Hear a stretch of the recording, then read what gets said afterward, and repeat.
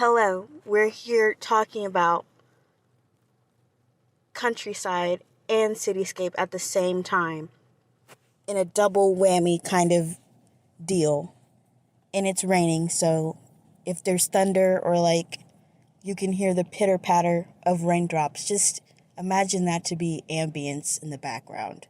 Just quiet noise to accompany my voice as we embark upon this voyage. So we're going to start with Countryside because we have to. And I haven't really talked about Countryside in one of these before, but I've talked about everything else. I think all my other fics, I've done something like this. Probably not. I don't remember. But we're going to start with Countryside. And I got a question about, in Countryside, how was the process of Red falling in love with Green? And I think that's a really good question because whenever you write something, especially a series, from just one perspective, it's always interesting to look at the other characters and how they would interpret everything going down and just how different it is from person to person.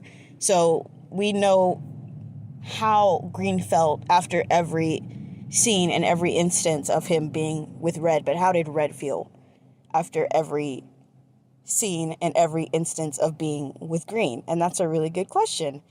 So I'm just gonna begin at the beginning of Countryside, where we first meet Red doodling in a wheat field, which is dangerous, and I don't think nobody should be doing that. But Red is someone who does dangerous things and doesn't really think about that or doesn't care. So yeah, he's in the wheat field, and I think I said somewhere that the first time Red saw Green, he saw something in him. And I don't think, because it's from Green's perspective, we don't really see that reflected in here. We just see Green freaking out over falling and tripping over somebody. But Red was in there drawing something peaceful, quiet time for him. And also just playing with perspective, which is something that he likes to do. And just, I think he was in a headspace or mind space where he's looking at his own person in contrast to the world and his conception or understanding of that, if that makes sense. He's thinking about his place in the world and just how big and vast it is outside of himself. And he's trying to measure those two things together. And I don't know if that makes sense, but that's what he's doing. It makes sense in my mind. I might not know how to put it into words, but that's literally what he's doing. He's just thinking about his place in the world and just how big everything is in contrast to him as a person. Just how big the sky is and how big space is beyond that. And how it's a whole bunch of nothingness behind that. It's just mind-boggling to think about that. And I think Red was doing that while also thinking about perspective and just saying, we are small. In the grand scheme of things, we are. So that's what Red was doing when he was, drawing. Which is funny because he was drawing a mouse, which is, an even smaller thing. That's smaller to humans. So it's that was my thought process behind his art. I know that's really weird to give, thoughts about, even what art he was doing. But I did, because I don't know if I think I said this in the comments to Countryside, but Countryside is inspired by this movie called Loving Vincent, where it's talking about Vincent van Gogh and his suicide and just his life and how or what or why he was feeling when he did that and just his life leading up to it. So they had all these artists draw the movie scene by scene in Vincent's art style, and it's really pretty. So if you have time, I recommend watching Loving Vincent because it's a really thought-provoking movie. It's supposed to make you think, and it's just beautiful. It's just pretty to look at. So I highly recommend watching it. Okay, so I was right. The first piece is a mouse in a meadow, and he even goes so far as to say we are small, and I wanted to feel it. I think that was really just that first instance of profoundness in addition to Red just being in a wheat field. But I have to hurry up because I have to go through this whole thing. So when Red first met Green, you know, it was kind of annoyance because he did just ruin his art. But, like, I think it's where they met that really stuck with him, because Green was also in the wheat field. So, like, and he was just walking through it. Of course, he wasn't sitting, but he was just walking through it. And, you know, you're not really supposed to do that. But, like, we know why Green was doing it, just to taste freedom, or just to taste something that's different from Saffron City, just to feel something different and just breathe in fresh air and be in a new environment that's healing and just new and not what he's used to. So now that we know why they're both there, I think the meeting is just like, it was just really perfect for them, because as Green is asking why Red's there, Red is also asking why Green's there in the field. But it's also just, you know, how Green responded to that. Green could have just kept on going, or just kept walking, or doing whatever he was supposed to do. He could have returned to doing whatever he was supposed to do. But Green instead just sat down and was like, this guy is odd. Why is he, like, what is he doing? Why is he just drawing here? This is a weird place to draw. And I think that really caught Red's attention, that someone was just, like, immediately curious about him and, like, turned their attention to him. And then was like, what are you doing? And then Red kind of started the conversation of, like, oh, why are you here? And just doing the names and introductions. And I like how Green was like, Green being like, mind sharing what you're doing in here? And Red just gives this like answer that doesn't make any sense to Green, but Red is being honest. That's what he's doing. He's like, you know, putting that into perspective. So I think that first meeting of them just being in a weird place together really made Red see something. And then just seeing Green and seeing how he, like, so quickly turned his attention to the oddness of the situation and didn't just continue on with what he's doing. Like, he just diverted to this and just accepted Red and just talked to him and then sat down with him and then, like, tried to understand what Red was saying when he said we're small. Like, he sat there and he was like, I'm trying to figure out what this guy's talking about. But Red's like, wow, I really didn't expect him to, like, sit down and, like, try. So I think just Green doing that and just expressing curiosity and, you know, going that extra mile and just trying to understand another person, I think that deeply affected Red. And I think this is, you know, the moment when he sees something really beautiful in Green, because instead of, like, I mean, of course, of course Green had his, like, presumptions, you know, or his assumptions, like, where he's like, oh, Red's just a really odd person. He's an oddball. But he didn't say those out loud, and he allowed himself to sit down and try and understand this different perspective. Like, he's trying to get it. He's making an attempt to understand somebody else. And a lot of times people don't do that. And it's really, like, rare to find somebody who talks to somebody else with an open mind and an open heart and tries and puts those judgments and those presumptions and those, like, everything else aside and just tries to meet you and understand you. And that's basically what people want from other people, but they let those judgments, or they let themselves get in the way of that connection or making that connection. You know, there's all these blockades to making another connection with some people, like prejudices, biases, all that kind of crap. But Green just put that all aside and tried to do it. And I think that deeply affected Red. And I think because of that, he did see something beautiful in Green. And honestly, in Cityscape, I know I'm jumping around, but it ties into this.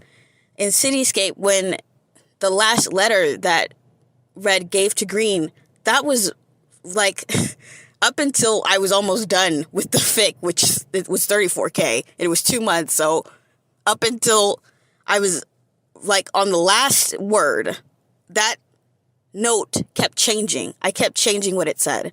And I think before it said something like, hold on, let me see what it said before. Let me just make sure. Because I have to go all the way down. Shit. Let me see. What did it say? Okay, yeah.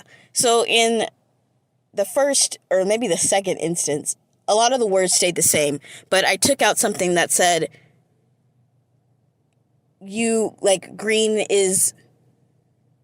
green sees beauty and shares it with everybody else. I said something like that. Like, green is like, he sees love and beauty and he exudes it to everyone around him. And I kept that in there for a while, but then I was like, I kind of want to take it out, even though it's true. And Red does think that, but I think what I put there is like more, I changed it to Red thanking him for showing him how integral beauty is. But it was originally supposed to be Red saying green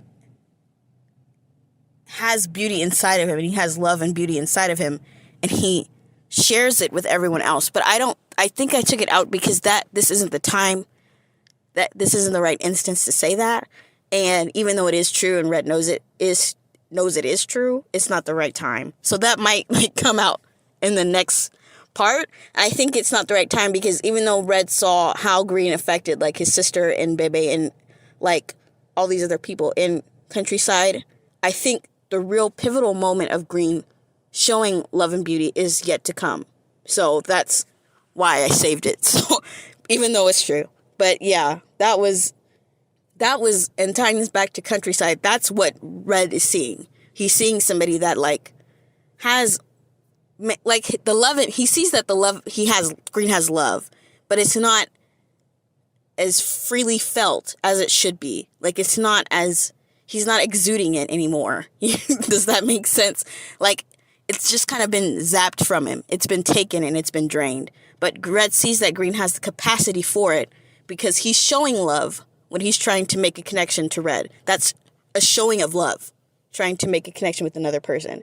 So Red sees all that and he thinks that green is somebody who is special and is fascinated with maybe the same kind of odd things Red is. So that's why that's what he kind of saw. And then if we keep going to the marketplace, if we go to the market that time where they're at the market and then green goes up to Red in the truck, we have to realize that green keeps seeking out Red throughout Countryside. Every scene he's looking for Red. Not the first one, because he stumbled over him. But in the market scene, he goes and he sees Red and he goes to him. In the party scene where they're at the barn and Red's in the forest, Green sees Red and is like, "Hey, Red!" He goes over to him. So there's this and then they see Red on the side of the road. Him and Bebe see Red on the side of the road, and Bebe stops the car. But of course, Green wanted to go. If they weren't in the car, if he was driving the car, he would have done the same thing. So there's always this, Green is always seeking out Red throughout this fic. And we notice that. And so does Red. Red also notices that Green is constantly seeking him out. And I think that attributes to the falling in love part. We're finally getting to the freaking question, answering the question. So this kind of contributed to the falling in love part because Green's curiosity wasn't a one-time thing. It's continual, and it continues to build. He's continually fascinated by Red throughout this entire story. So, and Red, in addition to having a connection with this person, sees that he's continually interested in him, continually seeking him out, asking what he's doing, and is interested in why he's doing it. So he's trying to understand him. And that's kind of an arrow through the heart for Red because someone is actually curious about what he's doing. And I think I need to give context to this. Every time Red goes to Silesian Town and is on vacation, am I saying that right? Silesian Town? I don't know. Silesian Town. Every time he goes there, it's everybody knows him. And of course, they don't know he's a famous artist, but they know of him. And they know that he lives out in the backwoods and he's just a guy and he just comes around and he's super helpful and he's super nice. and he's just all over the place. You can never track him down. He's around. And they just, they're not mean to him, of course. They're nice to him. Red helps him out. He'll help fix roofs and shit. And he won't ask for money. Like, like they usually pay him in items because Red won't take money. So they have to, that's why Gardenia gives Red a sack of cherries. Like, they just give him, oh, here's some water then, or here's some apples, or, because it's a really good farming town. So they're like, here's some jam, like Fantina has jam. She'll just give Red jam or whatever. And I think I put that in Countryside. I might just be repeating what I did. But anyway, so Salation Town, they're not really concerned. Nobody else, sits down with Red and is like, hey, what is your deal? Green is really the only person to do that. And I think it's because Salation Town, they're kind of used to people just, being a little bit odd. And they're just, it's not really their business to, ask Red outright what he's doing. Some people can see that as rude, but it's not. And, I mean, it could be. It depends on the person. And they don't know Red enough because he, he doesn't talk and he writes down everything. But they just assume he's just, just a guy who likes to come here on vacation and he just chills. And they also just take him the word that I said was he's like a neighborhood dog.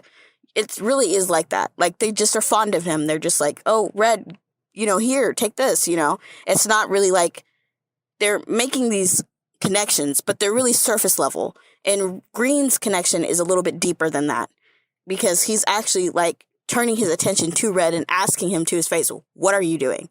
And then he always is like, Red, what are you doing in this truck? Why are you in here? What were you doing? And then Red has to explain it. And then he's met with this, what? From Green. Red's not used to that because people don't really, seem, odd about what he's doing. They're just like, oh, that's fine. Everyone else is just cool with it. They understand. Green is the first person who's like, what the fuck is going on? So I think that contributed to the falling in love, too. Just, Red thinks that's funny. Red thinks it's funny that Green is just so constantly confused by the things that he does. And he just thinks that's super funny. Which leads into, in the forest, when Red sees Green not at the party. Green was at the party, but he left the party to go find Red. And Red's, again, struck by that. But then he's like, okay, he'd rather come hang out with me than be at this party where everybody's at. And it was a nice party. I don't know if I, really gave enough detail because I have to be careful with how much detail I put on the page or else people would be falling asleep. But it was, a nice, really nice barn party where there's, couches and there's, plenty of beer and there's plenty of food and everybody's over there and they're dancing and it's a real hoedown and it's just really nice and the weather was nice. It was a nice party. You wouldn't want to leave, even if you're not a party person, there were places where you could just sit and chill, so it was really weird to Red that Green was like, no, I'd rather spend time with you. What are you doing? Green constantly fixates his gaze on Red. Constantly. Throughout the entire fic, he's fixating his gaze on Red. And so, of course, when we get to the freaking cherry place, of course, Red writes down, I see love when I look at you. Because that's what Green is exuding. That's what he's saying when he constantly seeks out Red. He's interested. He's curious. He wants to understand. He wants to know. He wants to build more of a connection with him. And Red takes that as he sees love when somebody wants to, when somebody goes that far and wants to know that badly, continuously. And so, and I skipped over this, but when they go to the park, not the park, when they go to the forest and Red drags Green through the forest to this haunted place. That's him that's again, that's kind of him sharing something that he loves with Green. He's really into really odd things, ghost stories. Yeah. That's Red's shit. He's really into he likes odd places. He likes weird places that you're not meant to be. So Red is really a trespasser. He will trespass in places and he's just constantly on top of roofs, on top of buildings, just in areas you're not supposed to be. And how did you get there? And what fence did you have to jump over? That's Red. So he's showing Green this because he's oh, Green likes odd things like I do. And green does like odd things, but he does not like ghosts. So that's why red's kind of like laughing, because it's like, oh, okay, he doesn't like ghosts, but he still does like odd things. So it was kind of like a learning experience for red. And that's why that scene is a little bit really cute to me, because it's like their first instance. Well, maybe not their first instance, but, you know, they're really getting to know each other. And I have to go back to the market because when they invite Red to stay for dinner and Red's like, no, he's kind of like, I think he's like, he's gotten pretty fond of Green, but he's not sure if he's not sure if he's ready to do that yet. I think he's afraid that he would have said something or written down something that would have led to like a really awkward and embarrassing moment. So he's like, let me take a step back and leave. You know, like, I think he needed more one-on-one time with Green before he'd be comfortable being with Green and his, like, you know, sister and her girlfriend, like family. You know, he needed more time with Green. So that's why the forest part was really important. And that's why the cherry orchard is super important, because that's like a really long stretch of time where they're together. And that's where Red feels like, since they're alone in this area, he can kind of make his feelings and intentions, you know, he can like let Green know that he's interested in him in that way. And I feel like I'm not really answering the question well enough, because it's like, how did Red fall in love? I just think in addition to everything I said with Green wanting to make a connection, I think it's also that Green is putting up with Red's shenanigans. And he's putting up with Red's shenanigans, and he's not saying anything rude. He's not saying anything mean to Red. He's not making fun of Red. He's not being like, oh, you're an oddball. You're just a freak. He's not saying anything like that. He's genuinely trying to understand him. He's genuinely trying to understand this other person. And it's just, again, that constant showing of connection and love that Green just continues to show Red. So Red is like, so this person really cares about me and is interested in me. And so that's when they're riding to the cherry orchard. Green starts asking all these, not Green, Red starts asking, hold on, let me find it. Okay, here's another thing. Because Green is curious about Red when Red's not even there. Like, even when he's with Fantina, or however you say her name, he's like asking about Red, and he perks up to attention when Red is mentioned. So, and of course we know that that's him showing, like, he's getting to that point of, like, really liking Red. But it's just, like, it's crazy how much in this fic he just continuously is interested in Red and isn't afraid to show that. Okay, so here's what I wanted to do. So since Green has continuously been, interested in Red and asking him questions, Red is now asking Green questions on this ride to the cherry orchard. He's like, okay, so let me know more about you. So this is him asking and returning that connection. Like, he has been, but now he's like going full throttle. He's like, okay, let's do this now. So I think the cherry orchard scene is where we really see this like hard pivot on Red, because he's like, yeah, he's like, yeah, I like Green a lot. I think he just really enjoys being with Green. And if Green was like not interested in in a romantic relationship, he'd still really want to be friends with him. Like, I think at that point, Red is like, I really want Green in my life, and I don't really, like, he's like, if it's not romantic, then at least friendship or something, like, I just want to keep talking to him, is kind of what Red's thought process is here, but he can't really help that, like, he's just so deeply affected by someone being so interested in him, and that's just really tugging on his heartstrings. So he wants to show Green that he's interested in him too, so that's why he's asking all these questions. And this kind of gives Green anxiety because school gives him anxiety. But Red is just honestly being honest. Green could have answered these in any way and it would have been fine. So that's what I think is funny, because Green is just always just anxious and like overthinking, and Red's just like completely calm. I love that dynamic between them, no matter the AU or canon or whatever the hell. I love Green just being just over the top, exaggerating, and Red is just standing there and he's fine.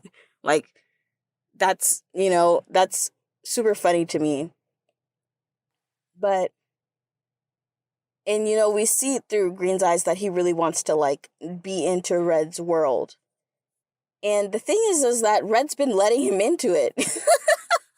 But Green is just getting greedy about it, too. I think just seeing how both sides of how badly they want to know each other and be connected to each other. Like, Green is so desperately like, I want to know more about Red. I want to know, see more of his art and, like, be really close to him. And Red has just been doing that. He's like, okay, like, he showed him his art when he first, and it was ruined. So he's kind of like, I don't really know what to do with this now because it's ruined. And so he's like, since Green was so curious at the beginning and he sat next to Red was like, okay, I'll just give it to him because Green showed interest and he was nice. And he apologized. I mean, he was nice about about tripping over him and ruining Red's art. He was nice about it. And I said this somewhere, but it wasn't public.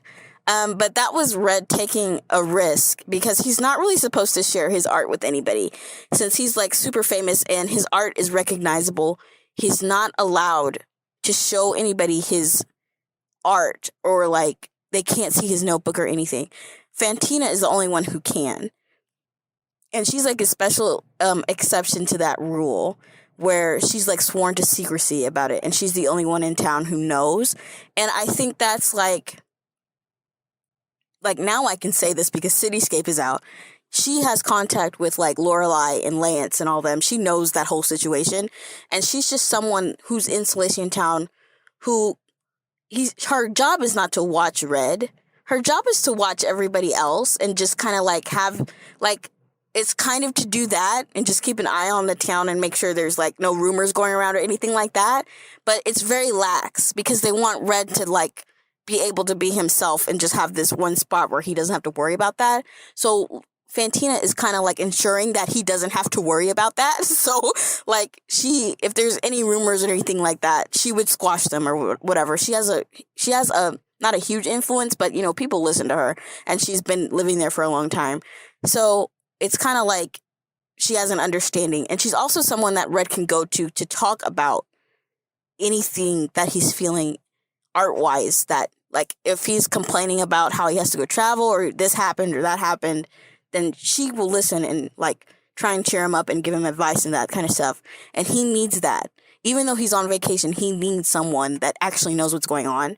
So that's kind of her role. And I couldn't go deep into it because, again, you didn't know that Red was famous in Countryside. So I'm, like, retroactively telling you. And so she knows, and she's the only one that knows.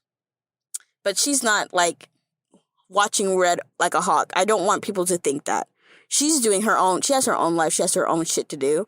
But if she overhears something about Red and they're like, or someone spotted his art or something, she would have to go talk to that person and be like, hey, shut up. like they'd have to squash that or be like, that's not true. He's not doing that or whatever, just because this has to be a closely guarded secret. They have to keep this a secret. They have to. So unfortunately, they have to do this. And I think Red is understanding of that because they let him do everything else. They honestly don't give a fuck what he does in Celestian Town. Anyway, that was a really long tangent. And you know what? I still don't know if I've answered the question about showing Red's falling in love process. I hope I have, because it was really just, I will give one last grand thing. It was really Green's attention to him, his non-judgment, his niceness, and his, like, generosity, just how nice. It was just Green's personality, just Green being himself and just being nice to Red and just being interested. And then actually going with Red into the forest, sitting down with him in the wheat field, just how he gives Red chances and just is interested in seeing where that goes, Like, Green really did trust Red through that forest. And, it's I guess people would see those as small things, but it's small things that lead to this. It leads to this slow growing, bucket of emotions. You just put in a little little pots and piece, okay. it leads to this slow growing of emotions where you have like a bucket and you keep putting like little hearts in it. And eventually those hearts like start to, like, the bucket begins to fill with all these moments. And that's kind of what happened. It was like all these little moments just added up to Red. And it got to a point where he looked at the bucket and he's like, yeah, I can't really deny that I'm interested in this person. And I'm thinking about him all the time. And you know, and of course it's like Green's cute. So, I mean, like, we have to take that into account too. Green is a cute person. And Red was just like, well, I just kind of have a crush on him. So that was what the kiss was about. And also just, I think the Cherry Orchard really added a whole bunch of hearts into that bucket because it was just, you know, the whole competition. Red does like competitions, of course. He always will, no matter what canon or AU I'm writing. And Green does too. And it was just nice to see that Green and Red share that love and are interested in it. And so, you know, it was just another thing they had in common. So that was a really big part of Red falling in love. And then, you know, throughout the entire rest of the fic, it's just it's just constant, like, and, you know, they're not in love yet. I don't want to, I mean, they're in strong like. Like, I don't want to say it's like deep love. They're just super fond of each other. And this is like summer love type thing. You know, summer love is like supposed to be brief. That's the whole thing about Countryside. It's supposed to be a brief thing, but they turn it into something that's not brief. But right now, they're like interested in each other. They like each other. They want to know more about each other. They're in those beginning stages. And they're dating, and that's what dating is for. You're learning about this other person, and you're making more of a connection with this person. So that's what they're doing. And so throughout the rest of the fic, it's Red just continuously adding more love. Because when he shows Green his art at the turtle pond, and Green's like, oh, this is beautiful, and he feels like an asshole because that's not, you know, the best way to compliment. Like, he doesn't know how to compliment people when it comes to art. And, you know, Red thought that was sweet, and he understands that it's like hard to like give compliments. So he was like, oh, that's fine. But he's continually showing Green his art. And, you know, when it comes to people who create or are creative, everything they make has a piece of their heart in it. So every time Red shows Green his art, especially his personal art, like, this is not a commission. This is stuff that he's doing just because he wants to, and it's personal. So it's doubly important. And Green likes it, and he sees the value in it, and he'll just stare at it and just look at it. And I think that really touched Red again. Like, it's just constant arrows through the heart. And just like we saw with Green, it was constant arrows through the heart. And that's just how it was for Red throughout the entire thing. It was just Green wanting to know him. Green wanted to know him. From the beginning, he wanted to. And I think that really just stuck with Red. And it led him down this path where the more time he spent with Green, the more he wanted to know more about Green, the more he wanted to trust more of himself with Green, the more he wanted to let Green into his world and to be allowed into Green's world. And Green did let him in. Like, he answered all his questions. And, like, you know, I just think it was this mutual slow falling type of thing where every interaction and every word that they said to each other, every way that they reacted, every way, all their, you know, nonverbal language, the way they looked at each other, all those things just added hearts into the bucket. And it just kept growing. And that was like, you know, that's what leads to Green inviting him over to dinner, which is like the biggest heart in the bucket because he's sharing something he loves with Green, which is art. And Red genuinely loved that piece of art that Green made because it is freedom. That's freedom to Green. And that was the first thing, like, Green has never done art. And, you know, Green told Red that. He's like, I can't paint. I've never, you know. So the fact that the first thing that Green made was a beach, that was the first thing that he thought of.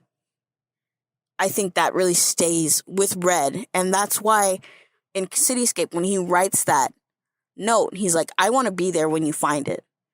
Because that beach is your freedom. That's what Green envisions freedom to be. When he looks at Red, he sees the freedom to go wherever. And, like, so the beach is like that forever, you know? Like the sea just keeps going and you don't see anything else but the sea.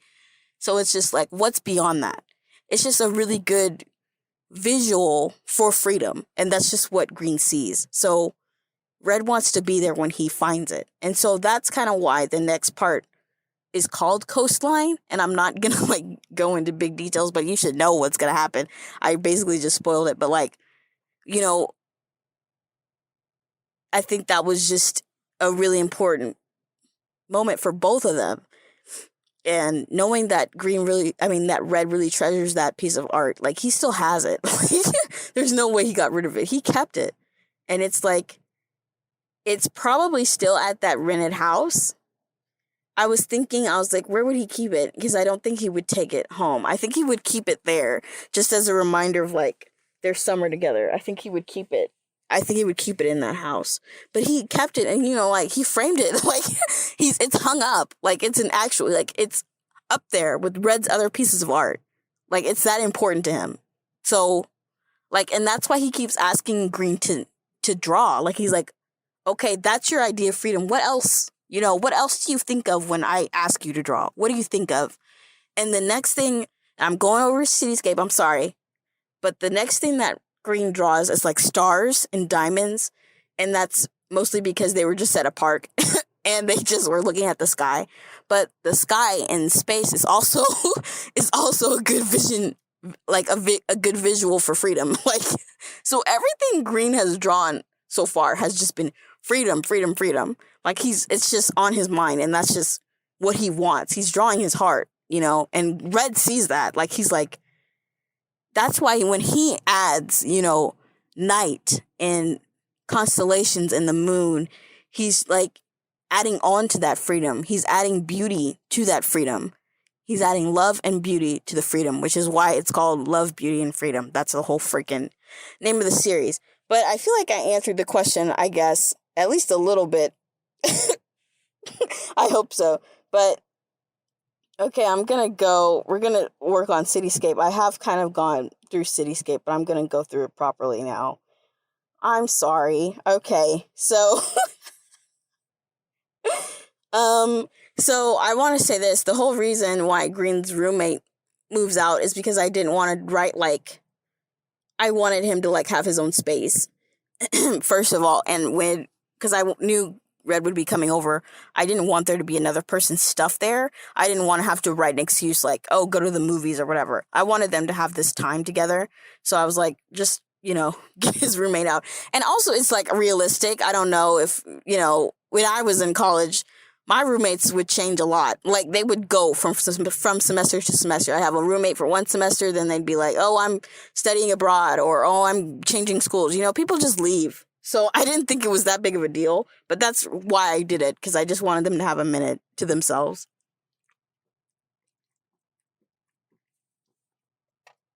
Okay, so then we have them texting and being cute together. And I really like Green just being like constantly confused and just like not knowing what to do since Red's a celebrity, and that was just kind of dumped on him at the end. Red waited till the very end of the summer to tell him because, like, that's just something Red would do. That's his personality because he doesn't think it's a big deal. Well, he knows it's a big deal, but he's just so used to it. But he's just so used to that lifestyle and, like, everything, but he knows that people will freak out.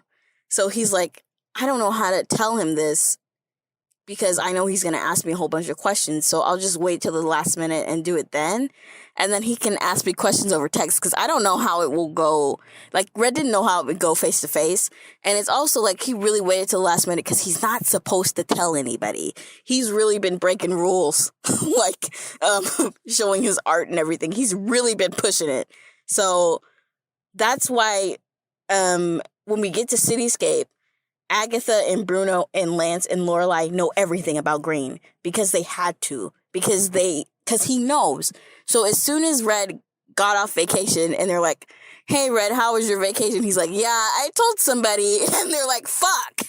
So now they have to stop whatever the fuck they were doing and go figure out who this Green person is. and make sure he doesn't like leak on social media or talk to a newspaper or magazine or a news station or whatever the fuck and like drop this ball. They have to make sure that nothing happens there. And Red just is like, he's not gonna tell anybody. Red is like has like complete trust in Green to not tell anybody that. Like, he's not. So it wasn't like Red doesn't understand why they're freaking out. Like, he understands why, but he's like, you don't have to, because Green's not gonna say anything. And Green didn't say anything. Like, and it's partly because that's not his secret to tell, and also like he's not the type to like brag. I mean, Green is the type to brag, but not this time, because this was like, he knew it was a secret when Red waited to tell him. Like, it's, and you know, Fantina said nobody else has seen his art. So Green has this understanding that it's not widely known that Red is like a world famous artist. So he just doesn't tell anybody. And you know, so that's why they all know everything about Green and Cityscape, because they had to research him and make sure he didn't do anything fucked up, and he didn't. So, you know, they just have, but that's their job. You know, they have to make sure that the whole mystery of Volt is kept a mystery, because that's like Red's major selling point. That's what, you know, draws the crowds and everything to these art shows and like makes the big bucks. Like, everybody wants a picture that was commissioned and drawn by Volt to just hang up in their fancy houses or whatever the fuck. And, you know, people who get to, they like, Red has a long line of people who want to work with him, and the people who did work with him have to like shut up. And honestly, I think that the people who work with him, I don't even think, because I was thinking about this for future reasons, I don't even think they meet Red. Like, I feel like they either meet Lance or Lorelai, and they like get an understanding of what they want commissioned, and then Red does it and sends it back. Like, you know what I'm saying? He doesn't meet anybody. He only on certain cases. If it's trusted people that either Lance or Lorelai or Agatha or Bruno know personally, that they know will not fucking say anything. That's how freaking careful they have to be. And I don't know if I like impress that upon the fic enough, but it's really like a really tight situation, because if like anybody spills anything, Bill has to fucking work overtime to fucking shut shit down. And I don't want to go too in detail with it, because that kind of like ruins some of the magic. I want you to like think about it and solve it in your own head too. Like, how would this get solved if this happened? Oh, well, probably this would like, I've kind of given you pieces. Like, I told you, you know the Elite Four are his people, and then Bill is also in his employ. So any problems or anything that you think of, you can like work it out yourselves. Like, I don't want to like explain away everything, because that kind of ruins it. So, but I just wanted to get rid of like the major plot holes or whatever. So that's and that's also why they know Green's address, of course, because like they had to look up everything. But I really think it's cute how Green has never been to an art show, and he's like trying his fucking best to get an understanding of what to expect and like what to do, like the proper etiquette and shit. And I think it's so cute that he got roses, because it's like a show. Green thinks theater, so it's like if you knew someone that was like performing in like a theater performance on stage, then you normally, you know, people give big bouquets of flowers after the performance or whatever. You know, they like are like, here, great job, you know, and they give it to them like after, you know, when the actors are all like finished, you know, on stage, and then they go behind stage and they meet some people. You usually give them flowers then. That's what Green was thinking. So that's why he got flowers, because he's like, oh, it's a show. And then, but like, usually Red would not show up at the art shows, but he did this time because Green was there. So, yeah, he got him roses. And I think it's really cute that Red, like, freaking almost started crying getting these roses, because Green is absolutely right that nobody has ever given him roses, because Red's never been at an art show. He's never attended one. He's never walked the floor and been like, oh, yeah, I did this, and this is why. Like, Red can't be at his own art shows because he can't be seen. And like, or he has to be in disguise like he is now. And, he can wear whatever because people don't know that he's Volt. Like, so it doesn't matter. But like, usually they would not let him even walk the show floor because, something could happen. So like, this is like the first time he's gotten a gift for an art show and like being congratulated for the art show. I don't want to paint the picture that, the Elite Four are just cold. They care a hell of a lot about Red and they do congratulate him, but I don't think they would know what type of gift to give him, and they wouldn't give him roses. They would like give him like, probably something art related, because they're like, or they would, I actually think the Elite Four would ask for art from Red that's personal. So they'd be like, well, I don't know if that's, I actually think they would just give him art stuff. Like notebooks and new fancy pens and all this kind of stuff. Like anything new in the art world, they spoil Red with.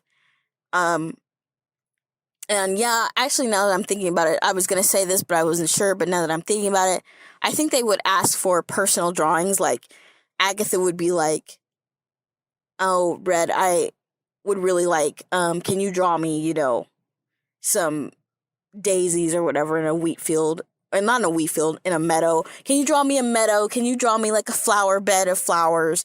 Can you draw me like a farmstead, a homestead or something in the distance, or some landscape or whatever? And Red would do that, and like they would frame it. like the Elite Four actually like Red's personal art too, but of course they they're not clients. They're like in his employ, so they can't really fix this problem. But like they encourage him to continue to do things on his own time that he personally loves, and they know that he loves like outdoors, anything naturey. So they try and encourage that as much as they can. So they would like ask him to like, especially if it's somebody's birthday. Now I'm thinking about this. If it was like Agatha's birthday, Lorelai would be like, Red, could you draw her a card? Stuff like that, just to gently encourage him and show that they do appreciate like his personal art and they do see value in it. And that's, they're doing what they can. But when it comes to like monetizing it and making money from it, Red's still hurt in that way that he can't like, it feels like only certain people, like a very small amount of people would give a damn. And so that hurts him too. And I feel like I'm jumping around a lot. But yeah, when those roses mean a lot to Red, because again, he has never gotten a gift or anything like that before. So it's super important.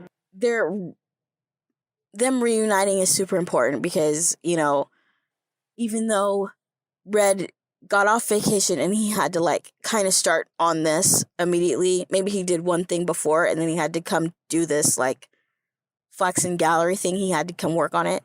And that was a personal thing. Like, he got to choose what he put on there. And that's the Elite Four, too, because they're like, they could have made him do something. They could have made him do something that's more, like the other art he's displayed. But they were like, you know what? This is going to stay here forever, so you can do what you want. And they knew that people would not, be receptive to it because it's not his normal stuff. And, people are like, oh, it's just a friggin' wheat field. That's not interesting. That's not cool. That's not futuristic. That's not, playing with shapes or colors or anything. It's just like something you'd see if you like drive down into the country. That's not cool. But like, that's what Red likes. So they kind of encouraged him to do it. And, they knew they would get like a whole bunch of pushback from the people in attendance. But like, and, they probably got it from, I don't think they would care. Even if they got it from like other people.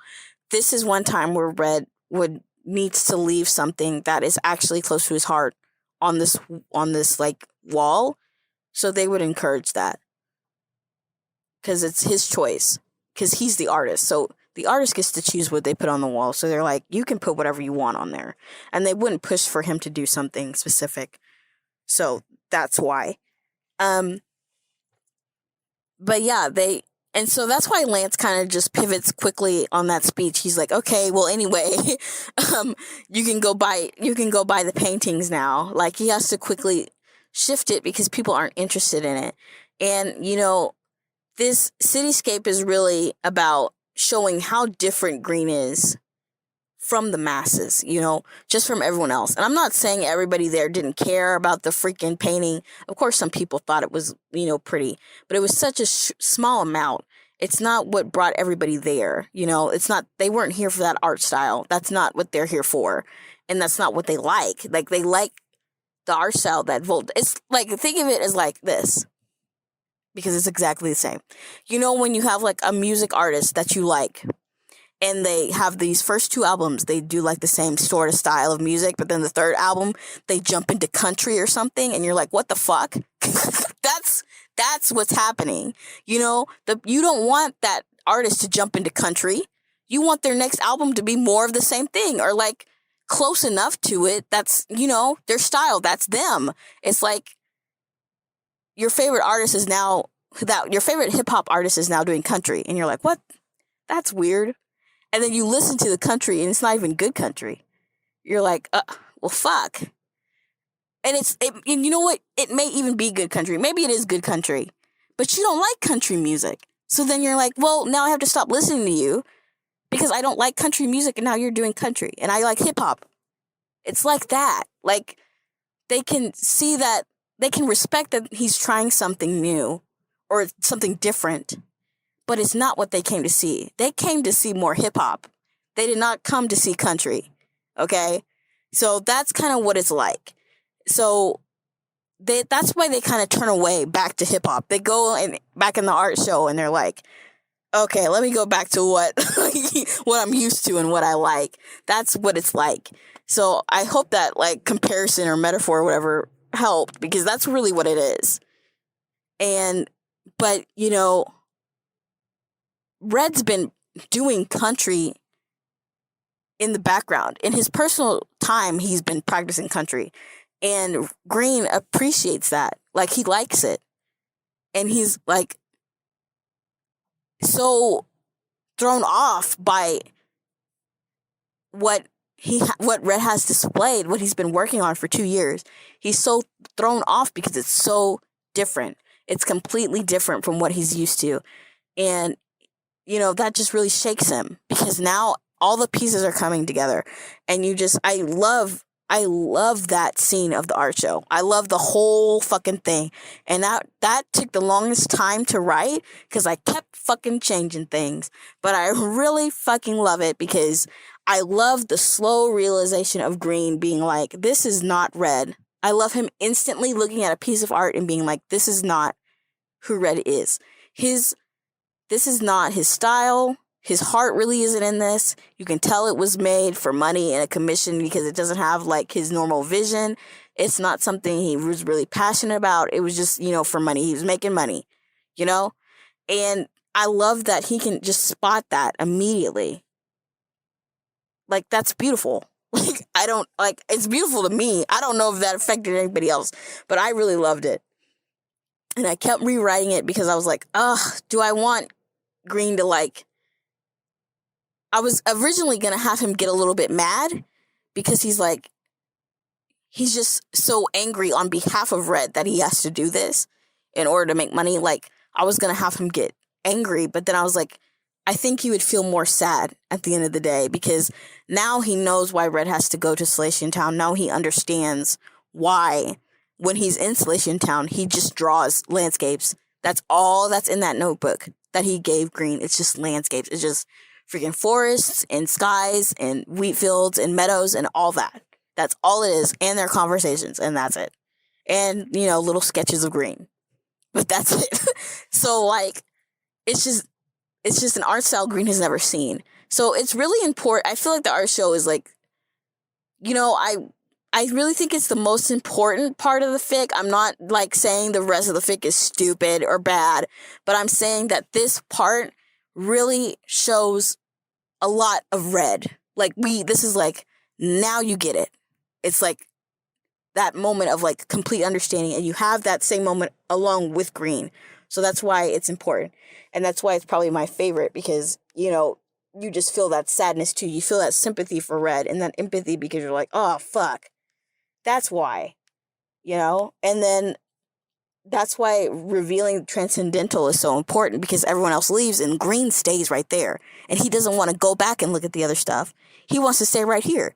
Like, honestly, if that was up when he arrived, he would have just stayed there because it was beautiful. And that's what he came to see. So, and it's funny because Red knew exactly where Green would be. Red just comes up behind Green. Red didn't show up until after, they revealed it. Because he knew that painting would draw Green to it, That was like him calling Green to come over here. Come look at this. This is what you wanted to see, right? And it's like a message only to Green. Like, can you imagine? He spent 10 days painting this one painting for one person. For him and this one person. Like, that's what I don't like. You think about that and you wonder, like, how can Green be like, oh, does Red love me? Are you serious?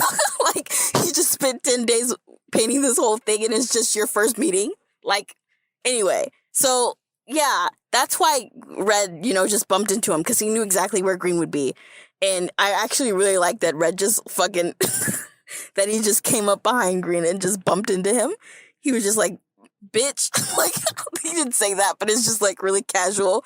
And it's just like, it's such a Red way to, say hi after like a couple months of not seeing each other. Just bump into him. That was such a Red moment.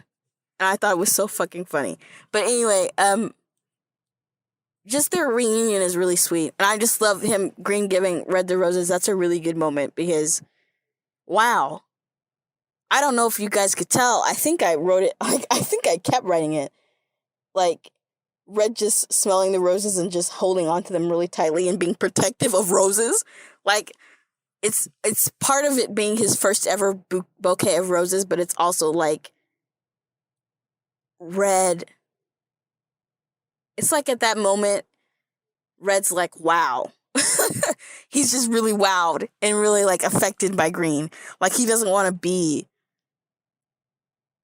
Like, I think that's his moment of like he's like, oh, I'm deep in it now. Like he's like, oh no. He's like, I never want to be away from Green. Like, he felt that way before, but now he's like, oh shit. This is it. He's just really deep into it now. He's just feeling those feelings of love really strongly in that moment because Green did something so sweet and kind like that. And was that thoughtful, even though he's never been to an art show and didn't know. He was just like, I got these for you. And Red's like, fuck.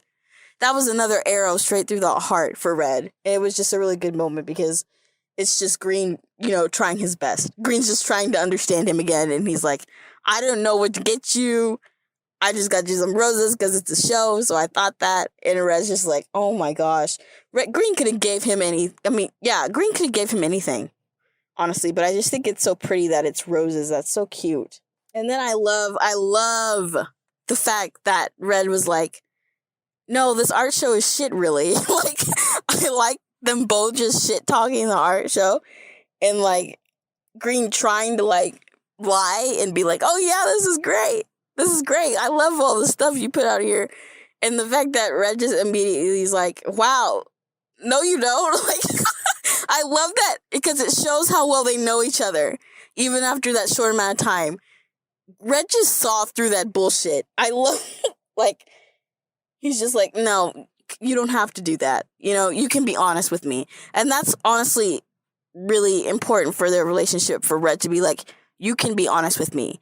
You can say that this is bad. You can say that the art is bad. You can say that it's not me, because it's not. So, honestly, that's why Red kind of like pulls Green closer when Green's like, okay, I wasn't going to say anything. Red's just like, like, that's what Red wants to hear. I hope that makes sense. Like, he wanted Green to be like, oh, this isn't really, like, this isn't Red.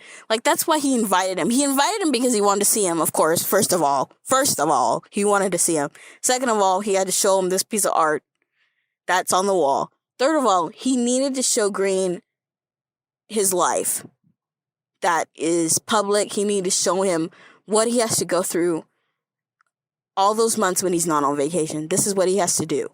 He has to put on these art shows and make all this art, this commissioned art, and act like it's beautiful and that he put his soul into it, but he didn't. And he has to pretend, and he has to,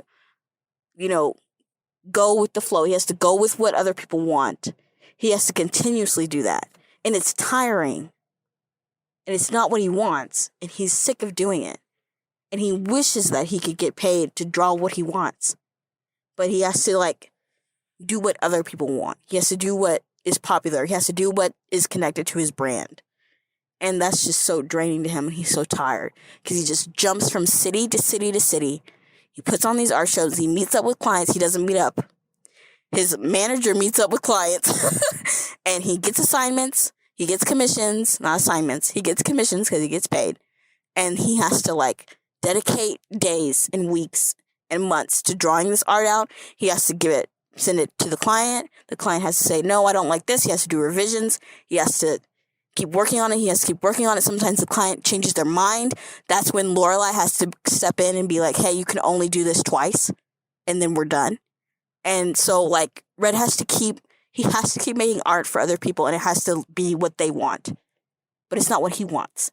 So he's explaining to Green by inviting him to this art show that that's what his life is like. And that's why he has to go to Celestian Town. And that's what Green understands when he goes to the art show. He gets it. He understands. So, this moment where they're, shit-talking the art show, and Green is like, what you did this summer was way better. What is that? That was so weird. That's not what you normally do. It's validation for Red.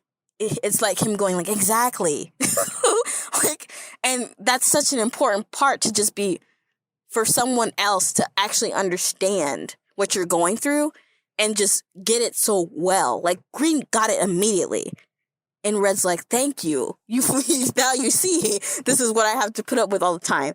And so Red's really happy in that moment because he's like, ugh, somebody else gets it. Somebody else who knows me gets it. Because that whole summer, Green saw the truth of Red. He saw the truth of who Red is. He got an understanding of him. He understands him. Now he comes to the city to his art show, and that's not Red. And so having somebody who knows Red, who he really is, come to this art show and just be confused as fuck is just super validating to Red. So that's why that scene is also my favorite. Because there's so much good that happens in this art show. So much good happens here that it's the most important part. Because so much is wrapped up in this one big long scene that's super long. And I was gonna cut out parts of it, but I was like, I can't cut out anything.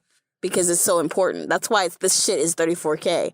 Because this art show, everything that happens in it is important. Because it just shows parts of Red's life. So now we understand what he has to go through too. And so that's really important because now that Red's validated, he's also now Green understands why he's upset when he looks out there and he sees all this art that's attached to his brand. And that he has to keep making, and he just gets so fucking sad. And that's why he isn't fond of cities. He just doesn't like them because they're just art shows to him, he just has to host art shows. He has to pick out which art to display. He has to pick out which art. I mean, he drew the art and Lorelai and Lance have a say in what art, but Red has to be display this one, this one, this one, this one, this one. And then they chime in and say, well, this one made, this much money. And this one, they have to work together to kind of pick the pieces. But then Red doesn't do anything else. They have to show up and do that. But Red also has to stay in the city while the art show is going on. And while his staff are fixing it up and doing everything, he has to stay in the city. And because he has work to do. He's still working. Even when these art shows are going on, he's on to the next thing. He already has a client set up. He's already painting again. So, he has to stay in these cities. And that's why the cities that's why the country is so important to him because it's he can breathe and he doesn't have to fucking work on anything. But when he's in cities, he's constantly working. He has an art show going on. He's working on the next big piece. And then once he's done with that big piece and it's finalized and he gets paid, he has to go to another city and work with this client, He hardly ever gets to go to the country. That's why Celestian Sound is so important to him. So that's why it's important that Green turns his attention back to what he drew. back to transcendent. And the reason why it's called transcendent is because when I was writing Countryside and I was thinking about how to characterize red, I think I was writing Countryside when I was still in college, and I was like studying transcendentalism, which is just this viewpoint of like, oh, how do I explain it? It's like enjoying the land or living in the land, like away from civilization, away from government, away from, all these people telling you what to do, what you can do, away from laws and all that. So you're living completely off the land and you're in control of your own like life, your own lifestyle. You're just transcending into that space. Like you're in nature, you're surrounded by nature. So that's why it's called transcendent, because I think that transcendentalism is like, that was a crucial part of developing Red's character for this verse, is like, he really appreciates nature in that way. And if it was up to him, he would always just be surrounded by nature. He would live out in the country and just be like, surrounded by nature, which is pivotal to Red, I think, in any verse in canon. I think he like just enjoys nature. I don't think he likes civilization that much. I think he likes, well, of course we know that, but he can put up with it. But I think he really enjoys being like outdoors and just living, on his own, like being in control of everything, without government, without laws, without the league, without all the fame, without all these people, away from people. Just, I mean, that's his character. So like and I really wanted to really hone into that in Countryside and just really make that a crucial part of his character. So that's also why he doesn't really like cities, because like, he just doesn't like cities, at all. So like, that's also why. And that's why Cityscape is so important, because even though Red doesn't like cities, and Green didn't like this city, so they both didn't like it. But because Red taught Green to look at everything with love, Green then changes his perspective. He returns to Saffron City with love in his eyes, because he met Red and it like fell in love with Red and got rejuvenated, got healed, got his soul healed, fell in love, all that. He comes back to Saffron City, and since he's changed, his view changes, his perspective changes, because he has changed. So now and that's why when they go on their date, it's so important what Green says, where he's like, where he talks about rest and everything, or all the little details he missed before. Like he said like, I've missed all these little details, and now I have love in my eyes, and I can see the beauty in this. I can see the beauty in this city, in the in-between, in these little places, in these little spots, or little pieces of beauty all throughout the city. I can see them now. So that really like can influence him going forward when he sees things. When he sees things that initially are, he doesn't like them, he can look at them with love and see the beauty. So that's the whole part of Cityscape. But now I'm jumping around because I'm supposed to be going in order. So I'll get back to that. We are like, okay, hold on. Oh, when Green is telling Red to look at Transcendent and like cheer up and like that this is important, that's really important for Red, for Green to say, you love doing art, don't you? Don't let anybody ruin that love. It's kind of like, in addition, it's like Green is just going above and beyond as a boyfriend in this moment. That's why the art show is so important, because Green goes to the art show, he understands Red, he knows why he's upset, then he meets Red, they reunite, and he's like, I am going to cheer up this man as much as I possibly can, and he does that. He goes above and beyond in cheering Red up, because he's like, this thing that you put on the wall is fucking beautiful. Number two, I know why you're upset, and I know why this is bothering you, but I know you love to paint, I know you. And you can't let anybody ruin that. You can't let anybody take that away from you. And number 3, like, I love it. So, and like, just checking all the boxes and just making Red feel validated and loved and like appreciating his art, making Red reappreciate his art. Like, Green did everything he was supposed to do. He just went above and beyond. And Red, in that moment, that's why he holds so tightly onto those roses, because he's fucking, like, it's crazy how much Green cheered him up in that moment. Like, it's astounding. And so, like, Red is just falling deeper and deeper. Like, I know this is from Green's perspective, and we see through the fic by reading Green falling deeper and deeper, but Red is fucking already deep in there. He already knows.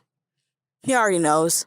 How can he not? Because, like, Green, like, showed up and then just fucking changed his life again in this fic. He just showed up and changed his life again because he just fucking, like, said all these sweet things and meant it. And he meant it. And he did it with the intention. He was being honest. He was being genuine, and he meant it. And he wanted to make Red feel better. And that's what he did. So that's why, this whole part is important. But now we have to talk about the Elite Four. We have to talk about Agatha, because Agatha is the GOAT. Agatha is just, I love the Elite Four, and I think it was a really galaxy brain moment for me to, like, have the Elite Four be Red's, like, team of people. Because I really, when I was writing it, I was like, who do I want to be his manager? And I was like, Lance. And then I was like, wait, hold on. You know, because I really like the idea of the Elite Four plus champion. You know, I love that in Pokemon verse. Like, it's the Elite Four plus champion. You know, it's really cool. You have these 4 strong trainers, and then you have the champion who's like the last and strongest. So it's like they're just this super strong group of trainers. You know. So I really liked it, because then we have that again in here. It's like the Elite Four plus Red as the champion. And then it's really cool because now Green's here. Now Green is a part of Red's life. So now it's like Elite Four plus 2 champions, I guess. And I thought that was cool. So that's why I did it. And so we have to talk about Agatha, because Agatha is the well-being advisor of Red. And so she, like, makes sure he's doing okay. So, like, you know, Red does, I think he does do counseling, probably not as often as he should, but she, like, schedules that. She, like, schedules time for him to take breaks from work and stuff like that. She makes sure he has a vacation every year. That's her job, and she, like, doesn't shake on it. So, like, if they have a client that's like, I need you in the summer, she's like, no. Like, that's Agatha's job. So, and I just love her. I love her just being this old lady, and she's like, I like her relationship with Red. This was really fun about the Elite Four, was their relationship with Red, each one. And we didn't really get to see Lance's or Lorelai's because they were, you know, not around as much. And, you know, that might be in Coastline. We might see more of that, how they interact. But, like, I love how Red is the closest with Agatha. Which is probably, like, strange. You're probably like, what? But she's his well-being advisor, so she is like, if he has a problem or something, or he's having, like, a bad mental health day or something, he has to go to her. He'll go to her and be like, I am not feeling it. I can't paint. I can't do this. And she will find some way. She'll take his mind off, or she'll be like, we're gonna go somewhere, you know? Like, she, like, cares about him the most, you know? And she is getting paid. But she genuinely cares about Red.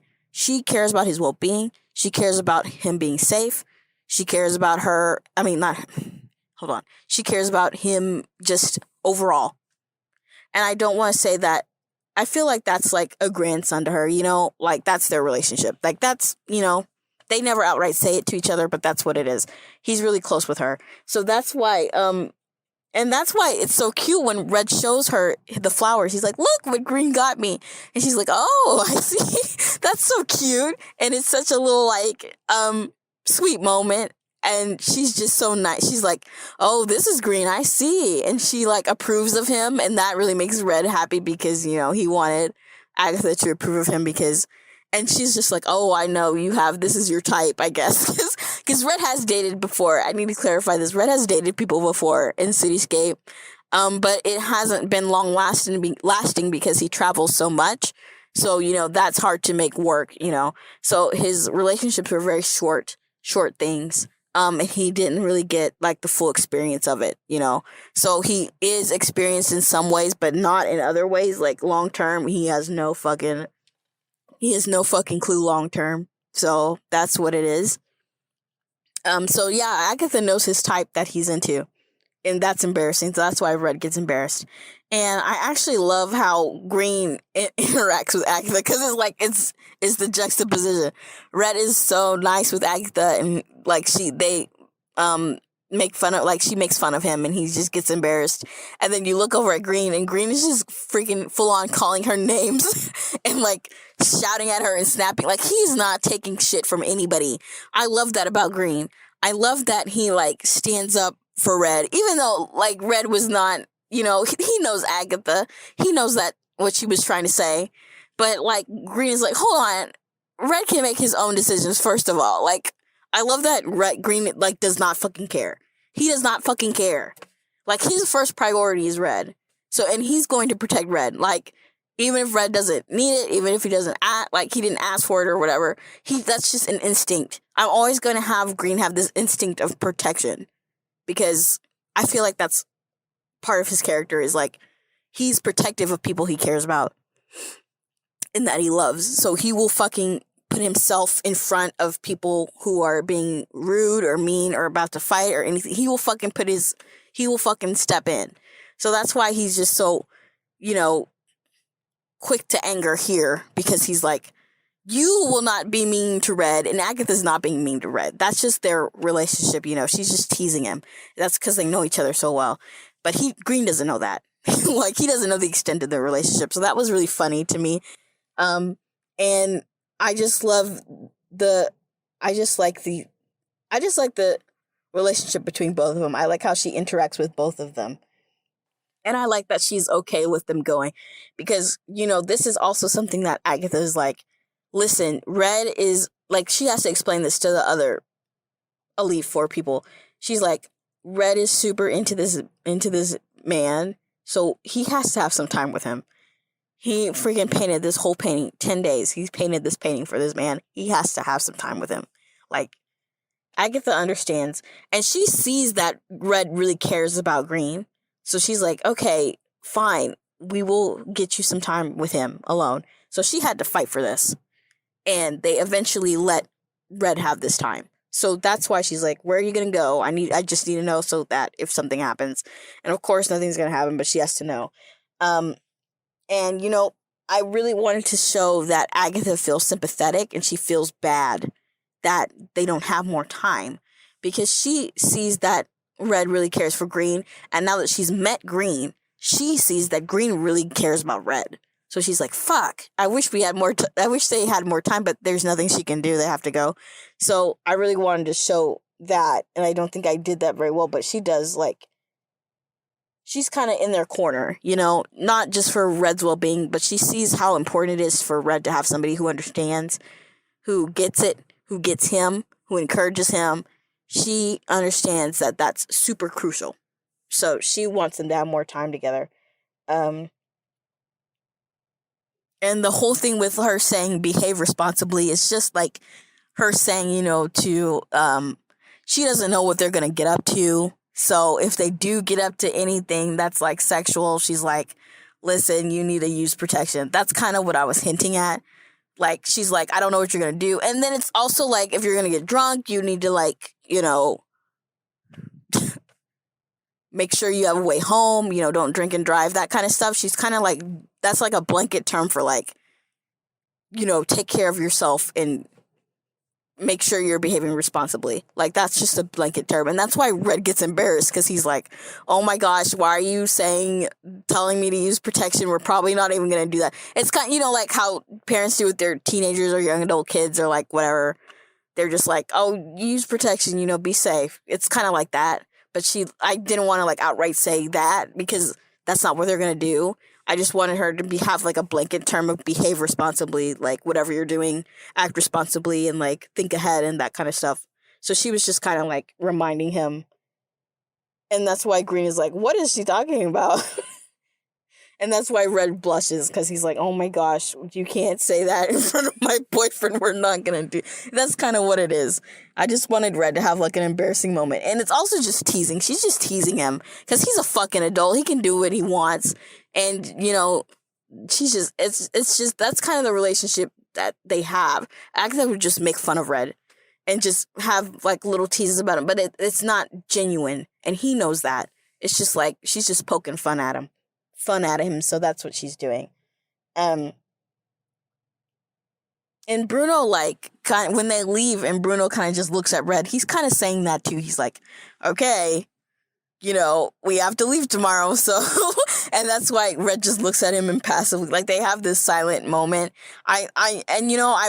There's not too much I can do with Bruno, because I like Bruno, like, kind of just being short and quick. I like him just, like, saying quick things. I know that in the games he actually says a little bit more, but I wanted him to be like really like gruff and just like, I'm gonna say this and just really punctuated, just, you know, not dilly-dallying. He just says what he needs to say and then shuts up. So him and Red kind of communicate like silently and like through expression alone. And so that's why Green is like, okay, they probably had some kind of silent conversation, because they did. And Bruno's just like, you know, okay, you know, arrive on time and listen to what Agatha said, you know, because he's, and, you know, like, Bruno's job is to protect Red.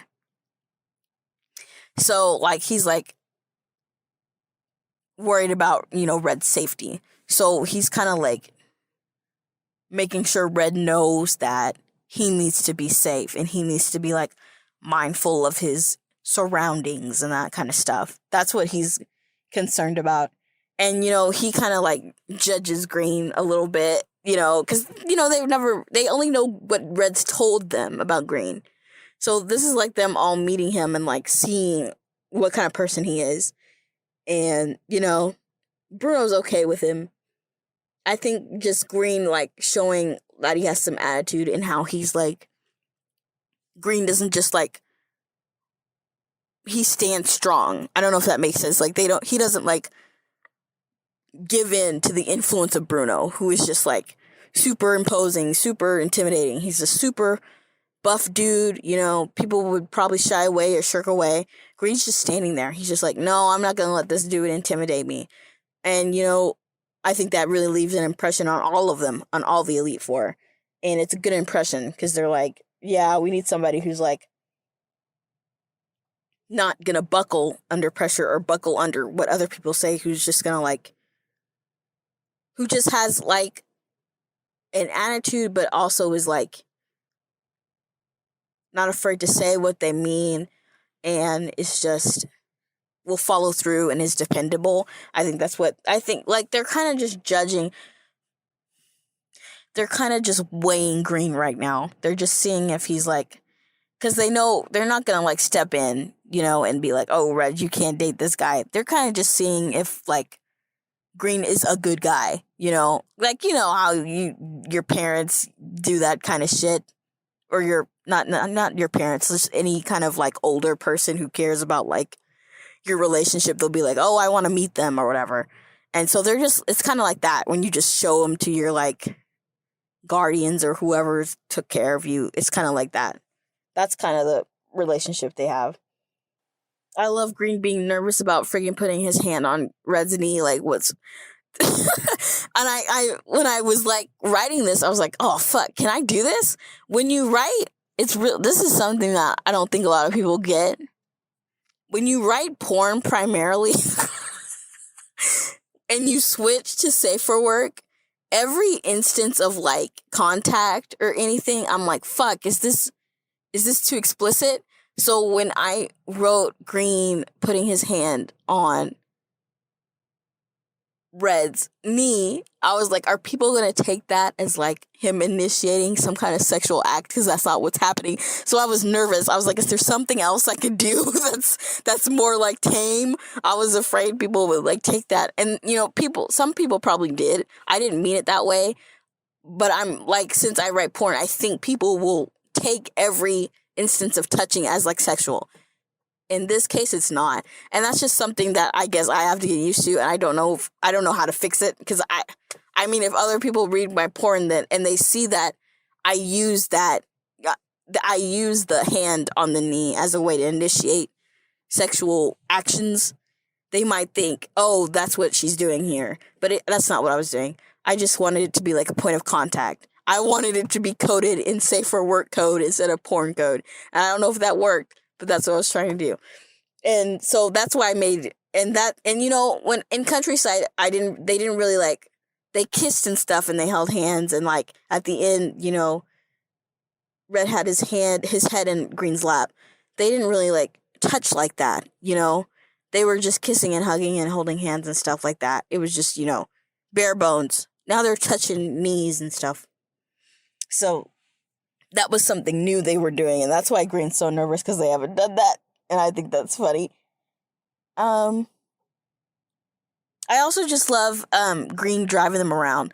I think I kind of put that in there. I don't know if you felt it, but I kind of like Green just driving them around. I think that's cute.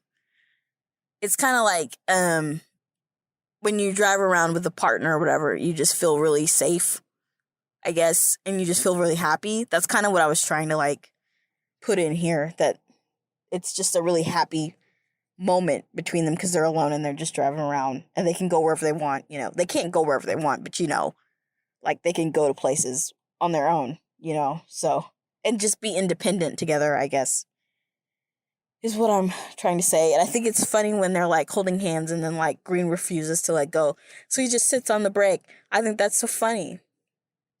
And I love that Red thinks it's funny too. Like, the thing is that I want people to understand about Cityscape.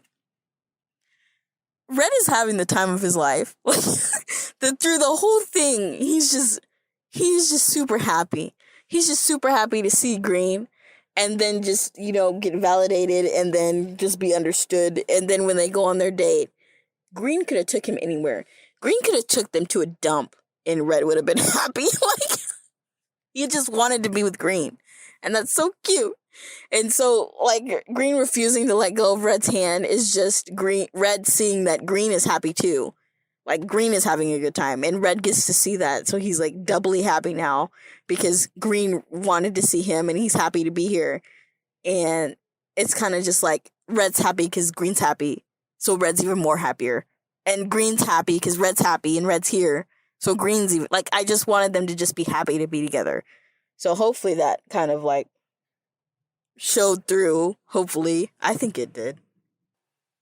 Oh, and you know, I think, you know, I said the art show is the most important part, and it still is. The park is super important too. I mean, the whole fic is important. It's just so long. But the park, I think the beginning of the park is super important because Red just standing over there and looking out over the view, and then letting the city affect him. I think I love those paragraphs. Where are they? And I'm going back to what I talked about before, where Green sees the beauty in it, like and I love that he took that to heart. He took that everything is meant to be gazed at with love to heart, and just took that lesson and just is allowing it to be, just like when he was about to go to the art show and he's like, oh, is there love in my eyes? Like he really wants to he wants to still have that, because at the end of Countryside, when Red said that he saw it, Green didn't want to lose it again. So he's making sure that he didn't lose it, and he doesn't feel like he lost it, but he just is nervous. That was so cute when he was nervous to go see him. Anyway, but like this whole paragraph with them looking at the view, like, gosh, I think these are a couple of my favorite paragraphs. Like, I don't know what I was doing. I think I wrote some of this at work, which is really funny because why am I writing well at work? I don't know. But like,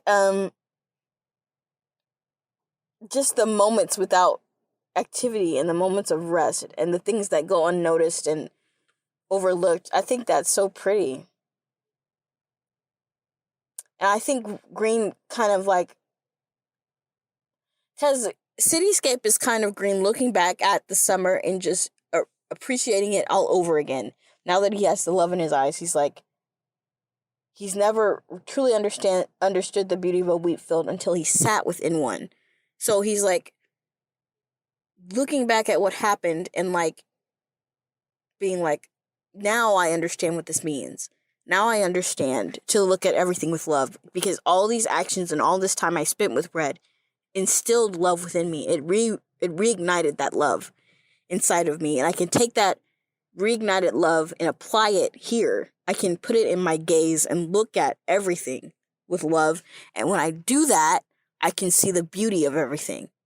And that's really pretty. I love that Green really took those words to like they were so important to him. And that's why Red is like so touched that Green felt that way, that he really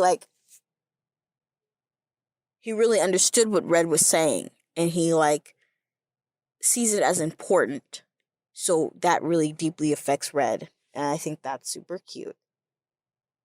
But those whole couple of paragraphs are super good.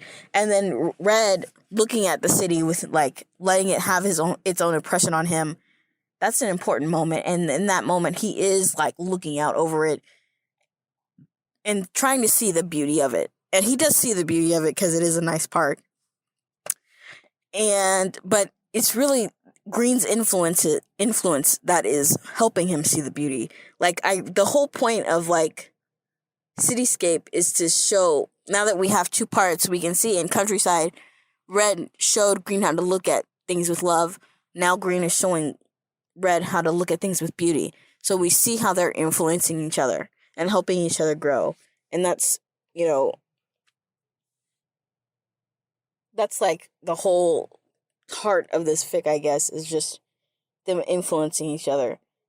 But those whole couple of paragraphs are super good. I love them. I love just Green just going back and talking about how he changed and how he's looking at everything with new eyes, and how he sees the beauty of the city and he appreciates these things.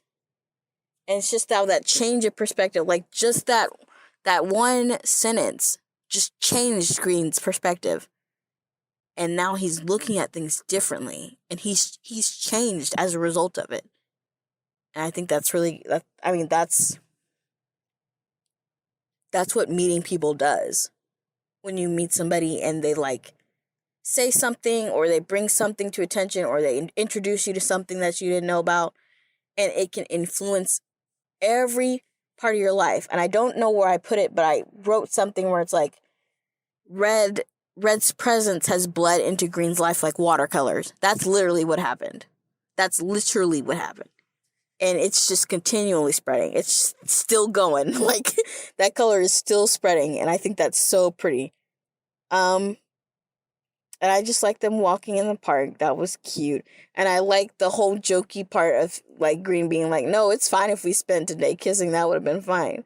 I love Red getting all, like, freaking shocked about it. Like, I like showing them joking with each other. I just think that's fun. I think it's important to show that in addition to, like, all the angsty times and the kissing romance times. It's important to show their humor. And this whole time in the park, we just see them getting to know each other, and we see more of their dynamic. We see the kind of questions Green asks him and the way Red responds, and his body language and how he tilts his head or like just smiles and stuff like that. And so when we have more of that dialogue, and they talk more, and we're exposed to it, because I know in Countryside, I feel like I didn't have enough of them having a dialogue. Like, I know I did as much as I could, but I was kind of on a time limit. It probably would have been longer if I wasn't on a time limit, but I was. So, in Cityscape, I kind of really wanted to just have unbroken dialogue, like no scene cuts in the middle. Like, where it's just going to be a long thing. That's why there's not too many cuts in Cityscape. There's like, what, 4? By cuts, I mean like scene changes, like where I put a little space between. There's not too many in Cityscape. I think there is like 4 or 5. In Countryside, there were like, what, 10? Like, there were a lot. But in here, there's not that many. I wanted it to be a long stretch. I wanted us to sit with the dialogue. I wanted them to have a continual conversation that we were privy to the whole time, because I don't really do that enough. And so I really wanted to challenge myself in that way and just have to continually think of things. Because, like, when you do that, you have to think, you have to plan out the dialogue. So it's like, okay, they're going to talk about this first, then they're going to jump over to this, then they're going to go, and you have to make that natural. So it's like, they talked about the painting. Then Green asked how long it took. Then he's like, oh, you're a genius. Like, you have to plan that out and make it flow and seem natural. That's really hard. I said artists. Well, you are technically an artist if you're a writer, but you know what I mean. A lot of writers have trouble with dialogue, and that's kind of what I'm talking about, the flow of it, you know, and you have to make it believable. So you have to be like, oh yeah, I can see how they jumped from this to this, you know. That's something you have to keep in mind, and it's hard. That is hard. Something that helps with that, or helps with that part of the craft, is screenwriting. If you write any type of play, or, you know, a drama or anything, you know, in that type of format, that script format, that can help you get your dialogue together. Because it's just, if you're doing a script, you just have to worry about scene changes and like dialogue. It's mostly dialogue. So then when you write a script, you can see back to back the kind of dialogue. And it's, you know, if you remove all the details of like prose and you just focus on script, you can see, oh, she said this, he said this, she said this, he said this. So you can kind of better see the flow of it, and then you can adjust it. So I don't know if anybody listening to this is a writer and trying to like figure that out. If you like look at screenwriting, or like even read scripts or screenplays of movies or whatever, if you just read it, you can, you know, get a better feeling of the flow. And then you have to like you have to like think about how your brain works. If that makes sense. Like, you know, how do you get from this one thought to this thought? You know, it's like how you go, like you could say, oh, I need to go to the store and get milk. Oh, well, on the way to the store, there's a gas station. I need to get gas. Oh, well, I'm at the gas station. I can get candy. You know, it's kind of like that. Like how your brain hops from one thought to the other. That's what dialogue is. And you have to think about that. You not only have to think about that, you have to make it flow, and you have to make it in character. And that's hard. I understand. But that's why this took a really long time, because since the park was this really long scene, I had to write that dialogue in a really long, you know, in an extended period. And one person wasn't talking, they were writing. So that's also hard. But sorry for that long tangent about screenplays. But anyway, I like the part where Green has this moment of like talking about kid genius or whatever, because that's the first time where they have like this like, oh, what are you talking about? Or this like little beat, this moment of like misunderstanding that could lead into like, you know, a misunderstanding or a fight. And it's not gonna lead into a fight, because Green's like, I am not, you know, I'm not about fighting. I'm just gonna, well, it's not that he doesn't want to make a fight out of it, is what I kind of hinted at. And it's also just showing like how since they're spending more time together and they're talking more, you know, sometimes when you talk a lot with somebody, you can accidentally cross a boundary, or you can say something that they find offensive or is offensive, or you can say something that is kind of mean, and then you have to be like, oh, well, I'm sorry. You know, just, you know, getting to know somebody, that happens all the time, and it is awkward, but, you know, you just apologize and you learn from it, and that's what Green would have done. But, and then I like this little bit of wisdom. Red's like, there is no such thing as genius. I just really love that line. I love how he's like, no. We may have started out ahead, but we had to work harder. I like how he like kind of it's not that he shuts it down. He's introducing another viewpoint, because that's how he sees it. Red doesn't believe in genius. He doesn't. Like, even though he like started out as a young age drawing, he just had a head start.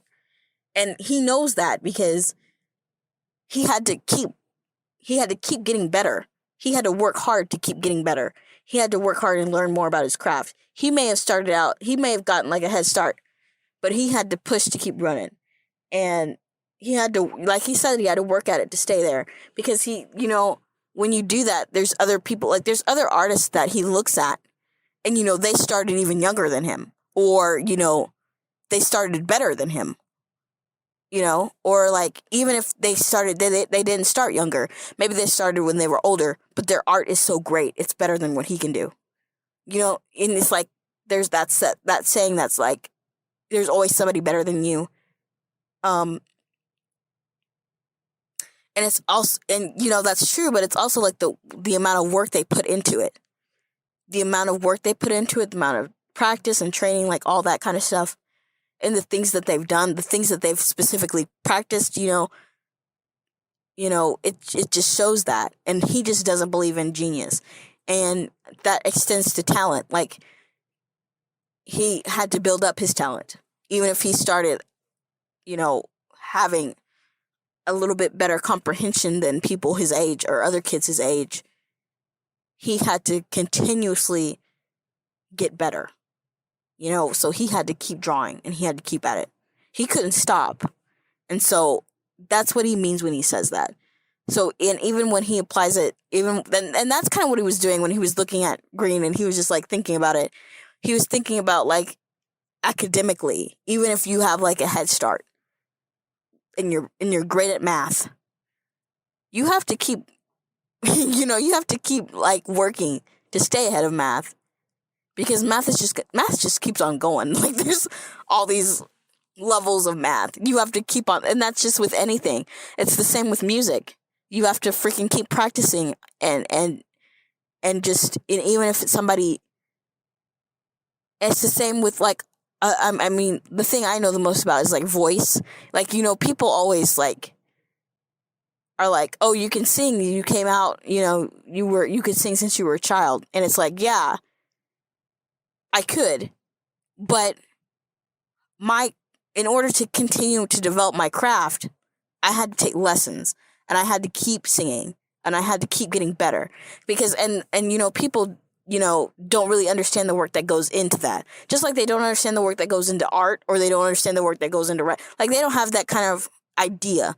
They just see the final product. They don't see like they don't see the idea stage or the sketch phase. They just see the final product. They don't see you doing the lining and the coloring. They don't see you doing the layers of paint. They don't see you writing a whole 1,000 words and then erasing it because you're not going to use that anymore. They don't see you like moving things around and editing things and getting rid of words and changing things. They don't see that. They just see the final product and they're like, oh yeah, you're great. But it was hours of work you had to put into that. It was hours of working on your craft. It was hours of looking things up, of trying things, erasing things, trying another thing. That's a lot of work. It's a lot of practice. And so for Red, he's like, no, I have to work super hard to do what I do. And I've always had to. So genius doesn't, and he extends that to green, like, because he knows how hard green has worked and how he continuously works academically, like everything he has to do. And all the things he has to study, he has to look up, he has to write all these papers, he has to do all this shit. That's something you have to work on. You have to keep working at it. So, like, genius doesn't exist to Red. He just doesn't believe in it. Like, that's just what he thinks. And I love Green's answer is just like, what about all those dead people? I just thought that was such a Green way to respond to it. It was so funny. I just like that moment. And I love Red's answer, like, we all value and take interest in different things. Love can lead to discovery. I think that's a really good way to say it, because it's like these people found something that they loved and they kept working at it until they discovered things, or like found things out, or like rationalized things in a way that could be understood. And now it's like, oh, it's like a light bulb going off over their heads because they understood it. And it's just because they took such interest in that, and they wanted to discover. They wanted to learn as much as they could about it. That's what red thinks. That's what he sees it as. And that's just a way to see it. And he just introduces that to Green, and Green's like, oh, that's actually a pretty cool viewpoint. And that's constantly what Red does for Green, is he continuously, gives him these viewpoints and these new perspectives that he didn't consider and he didn't even know existed. So he's like, wow, that's actually really cool. And that's just another benefit of knowing another person. If you talk to somebody who's like so different from you, they have so many different viewpoints, they have so many different ideas, they have so many different understandings of how things work, or like what they've been exposed to based on their like childhood and their life experiences. So they know all these different things, and then they talk to you about it and you're like, oh, I never thought about it that way. That's constantly what Red is doing to Green, and that's constantly what Green is doing to Red, and he does it through beauty in this fic. And that's something that will continuously happen between them, because they just think differently. They're different. They're different people. And so they're just influencing each other in that way. I think that's really cool to just see that happen in real time. And I also think it's cute how Red continuously gives Green his jacket whenever he's like shivering or shows a hint of being cold. I think that's cute. And the whole thing with the swings, because this was kind of like, I just wanted to put them on the swings because I think that's romantic and cute. I put them on the swings because I think swings are like this cute little childish thing that you can do, and everybody likes swinging. Not everybody, but a lot of people like swinging because it was just fun as a kid. And Green reminiscing about that, and then the hard cut to him asking about Red's trip tomorrow, I think just kind of sombered the wonder and the fun of being on a swing. I guess I just wanted that kind of quick tone shift really quickly is what I wanted. I like them like messing around on the swings. And I just think this whole scene is just really cute. And I like Green asking about how Saffron measures up, and Red's like, ugh. And then we just see the beginning of Green being like changing his mind because he's looked at everything with love. And I love him telling Red that. I love him saying, well, I've got love back in my eyes, and that's why my opinion has changed. And then that's why Red just is startled by it. He's just like, wow. I guess he's just surprised by how much he influences Green. I think I said that in there. Red's just constantly surprised by how much his words left this impact on Green that, like, has influenced him so strongly. Like, he didn't think it would be, he didn't think it would be that, huge of a change. And it is a huge change, but it's not too much. That's why Red gets up and, like, reassures him that it's not that much, but it's enough for him to, like, notice, and for a noticeable change, it's enough.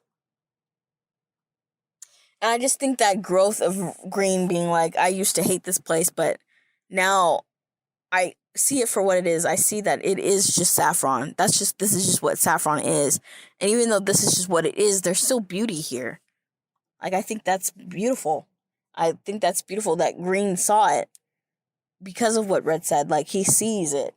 And then just the examples later of, like, the architecture of the museums, and, like, some of the buildings are really pretty and cool looking. Like, even though it's not Salation Town, it's not meant to be. Like, that whole thing of, like,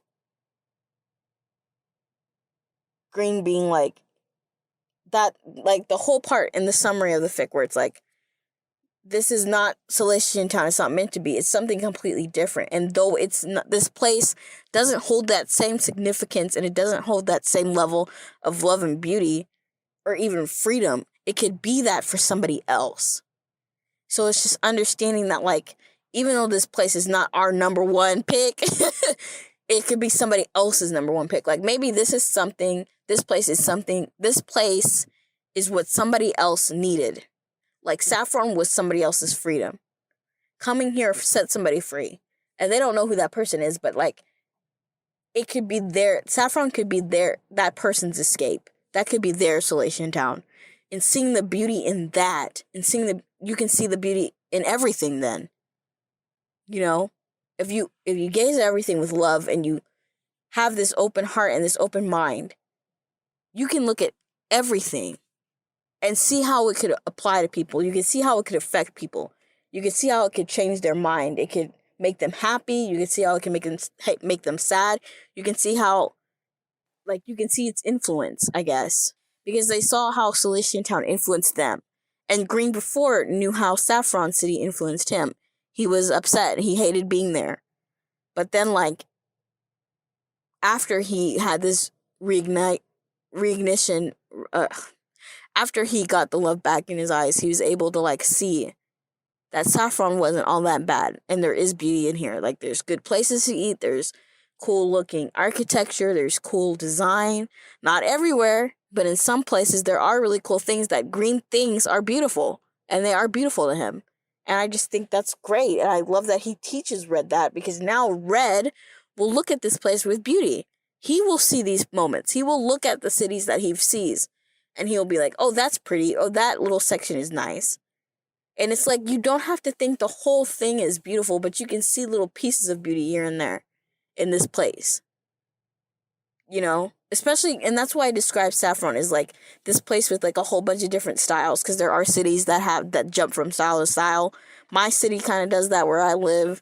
I mean, it does it. It's kind of crazy. It's really it's a mess. But there are little places of beauty here, and that's the same with everywhere, you know? Not everything is going to appeal to you, but that's normal. It's not meant to.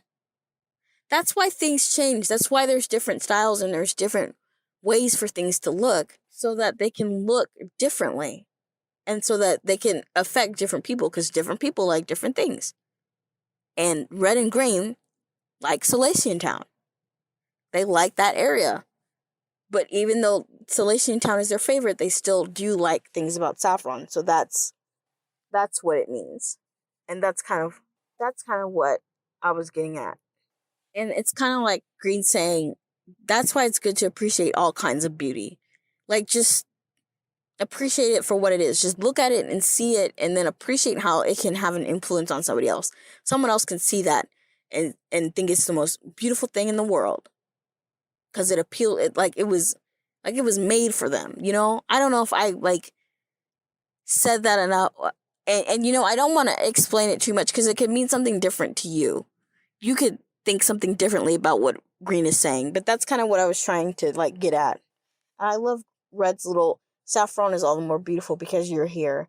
And I love them, like, kissing, and Green, like, actually getting really passionate about it. I was nervous about that too, because I'm like, I don't want people to think they're gonna, like, bone in this grass. They're not. They're just gonna make out. And that's, like, the most passionate makeout they've had. That's why Green apologizes, because he's like, oh shit, that was a lot. But Red was feeling it. And, you know, he just was so overcome by love by Red saying that. He was just like, and then, like, them explaining how they feel when they're together. I wrote down, whenever I'm with you, it feels like the stars are spinning. I wrote that a while ago. Like I said before, I had pieces of Cityscape written out before I did anything. And that was one piece, and I was like, I don't know where this is gonna go, but it's gonna go in there somewhere. So that's where it went. And I like that because it ties back to what Green does in the notebook. He draws stars, and that's because the stars are spinning whenever he's with Red. He's constantly, like, turned around and spinning, because he's dizzy. He's dizzy with love, I guess, is what I was trying to say.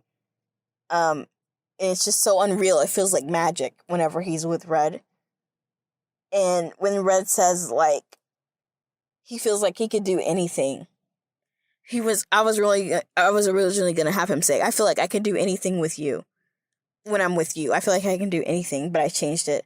But that's what Red is getting at. He feels like he can do anything. He's unstoppable. That's how he feels. So that's kind of what he was getting at. And he just feels rejuvenated whenever he's with Green. He just feels like healed. Like, he just feels healed in the soul. That's just how he feels. And he thinks Green is beautiful. Because, first of all, yes, he is. And second of all, Green just, like, shows Red beauty. You know? It's touching. Plus, I also want to talk about how Green kind of like implied. I love him like asking if Red wants to go back to wherever he wants to stay. Like he's like, you don't have to stay with me. He's like putting Red's comfort first. I thought that was so sweet. He's like, yeah, I kind of jumped the gun there. So if you want to like stay somewhere else, of course Green wants Red to stay with him, but he's like, I don't want to move too fast, and if he's not comfortable staying with me, like he didn't even know if Red was gonna sleep in the same bed with him. He was like, I'll sleep on the couch or whatever. He's just like, Red may not want to be at that point, like he may not want to push our relationship there or take it there. He may want to like just be fine with this. He's kind of letting Red set the pace and like do what is comfortable with him, and Red is kind of like, no, I of course I was gonna stay with you. Like that's what Red wanted. He was like, I was hoping you. Red's like, I was hoping you'd invite me over. I just think that's cute. Just the beginning of like the relationship and figuring out how fast they want to go, and just trying to set the pace of what they want. I think that's cute. And that's like the whole appeal of established. That's why I really like established relationship. And why I don't get why we don't see a whole bunch of it, because there's just so many things to explore once two characters get together. Once two people get together, there's so much there to explore and figure out and talk about that I do not understand why the whole... Like, I just don't understand, like, people don't want to, like, consume content where there's, like, the two characters are already together, because so much could happen. Like, that's the beginning to me. When two characters get together, that's the beginning, because it's like, oh, how are they going to handle this? How are they going to handle that? What if they want different things? What if one person wants to go fast and the other one wants to go slow? What if this one person wants to do this and this other person is like, oh, I don't want to do that? What if one person wants to travel, the other one doesn't want to? What if, this one person wants to live in a house, this other one doesn't want to, they want to live in an apartment? It's just different, there's so many ways it could go. And that's what I wanted to get at with this. And that's what I'm trying to get at with every kind of piece of content I put out, where they're like in a relationship, because there's so many things that they have to talk about. There's so many things you have to figure out when you're in a relationship, because you're getting to know this person, and maybe like you get to know them and you're like, oh, you're different than what I thought you were. So then you have to navigate that. And then it's like, what if, they change in a way that you fall out of love with them or something. Like, there's so many ways that it could happen. I just think it's interesting with that happening, where there's still love in it. Like, how do we navigate this? Like, I love you, but I don't like this change. Or like, they get into a relationship and one person is trying to change the other one and they can't. It's just, how do the dynamics work once they're together? How do the dynamics change? How do they get to a point where they understand each other? So that's why I'm kind of writing this. And that's why Countryside kind of like was kind of fast to get to this, because honestly,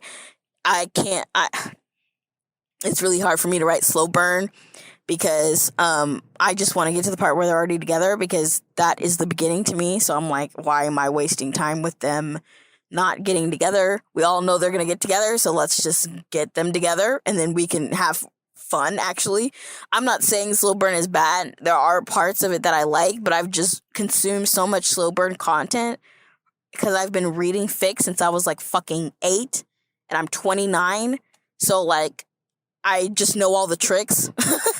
I know all the little cliches. I know all the little ways that they do the slow burn stuff.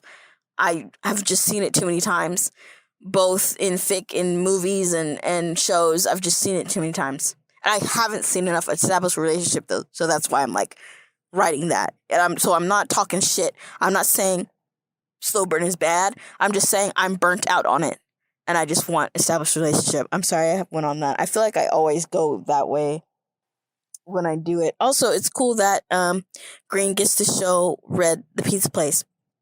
I'm glad that I worked that in there.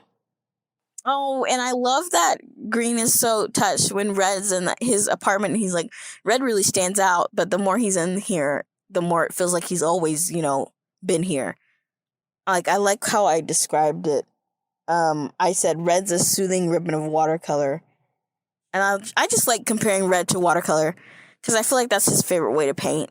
I don't think I've said that before because Green hasn't asked him because Red would tell him. So, but yeah, watercolor is Red's favorite way to paint, but he also does just like painting with acrylics or whatever the fuck. He just likes painting what he wants. So he likes all the different types of ways you can paint. But I love Red just walking around Green's apartment and taking interest in weird things. I always like to write Red taking interest in strange things whenever he's like in a new area. He'll look at strange objects or just whatever's around, and it's like, why is he looking at that? And it's like, we're not meant to know. He just sees something or like whatever. And I don't know where this was, but I like how Green described that searching gaze of Red's, where he just looks directly at Green and is just searching for something, and Green's like, that stare is where he like comes to his own conclusions, and that stare is whatever he sees is enlightening enough to believe in. Like, I love how Green describes that. And I love how Green describes Red in all these different instances. Like, he just has this, whenever Green describes Red in Countryside, especially in Cityscape, I did it a lot in Cityscape because Green is just so gay.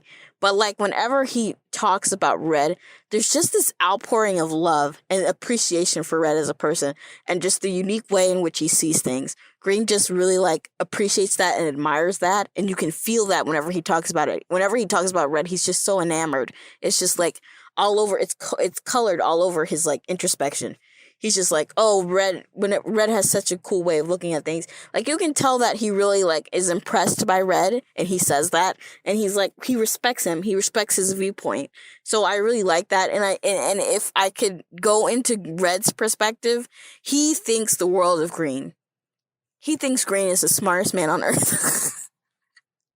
Like, he admires Green too, because Red is not academically, like, he is such a creative soul. And I'm not saying he like cannot do academics. That's just not, I mean, he can, but it's like, he can't go as far as Green has gone. And Green networks, Red does not network. His employees do that. He admires that. He admires all the things that Green can do at once, because Green is just doing all this college shit in addition. Like, he's such a good multitasker. He's so talented with that. He is organized, not in his car, but he's organized enough to like meet deadlines and do things like that. And he just handles all the stress, and he just gets it all done. And he just seems really masterful about it. And Red's like, holy shit. Because Red doesn't do that. Like, other people do that for him. So to see Green do it on his own, Red's like, holy shit. But he also understands why Green is like stressed out of his mind. Like, that's way too much for him to be doing. But like, he really does admire Green. And he just thinks he's so cool. He thinks Green is so cool. It's so cute. I love it when Red thinks Green is so cool. I like it when they think each other is cool. Like, but they don't tell each other that. I love it. That's one of my favorite dynamics too. Oh, and then Green saying, it's one of the things I love about you. He loves the way Red like talks profoundly. It's so cute. I love him getting nervous about the L word because it's so obvious he's in love, and then he's like, am I in love? It's like, Green, oh my god, how do you not know?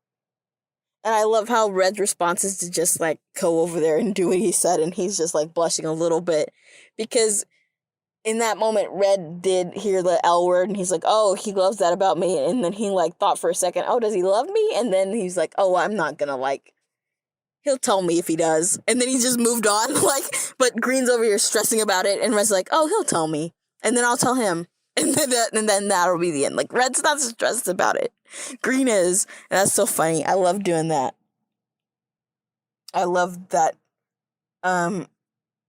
And then Green just is so anxious about it that he just falls into Red's arms. And Red's kind of like, what? It's just so funny when you put Green's extravagant antics next to Red's just calm, normal personality. It's so fucking funny. Because Red is just like, it's that fond acceptance. He's just so fond of Green. He's like, oh, what is he up to now? Like, it's just so cute.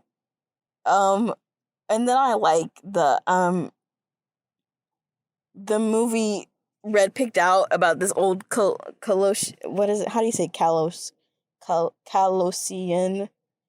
guy? And that's kind of like foreshadowing. And you're probably like, what is that foreshadowing? A lot of stuff, actually.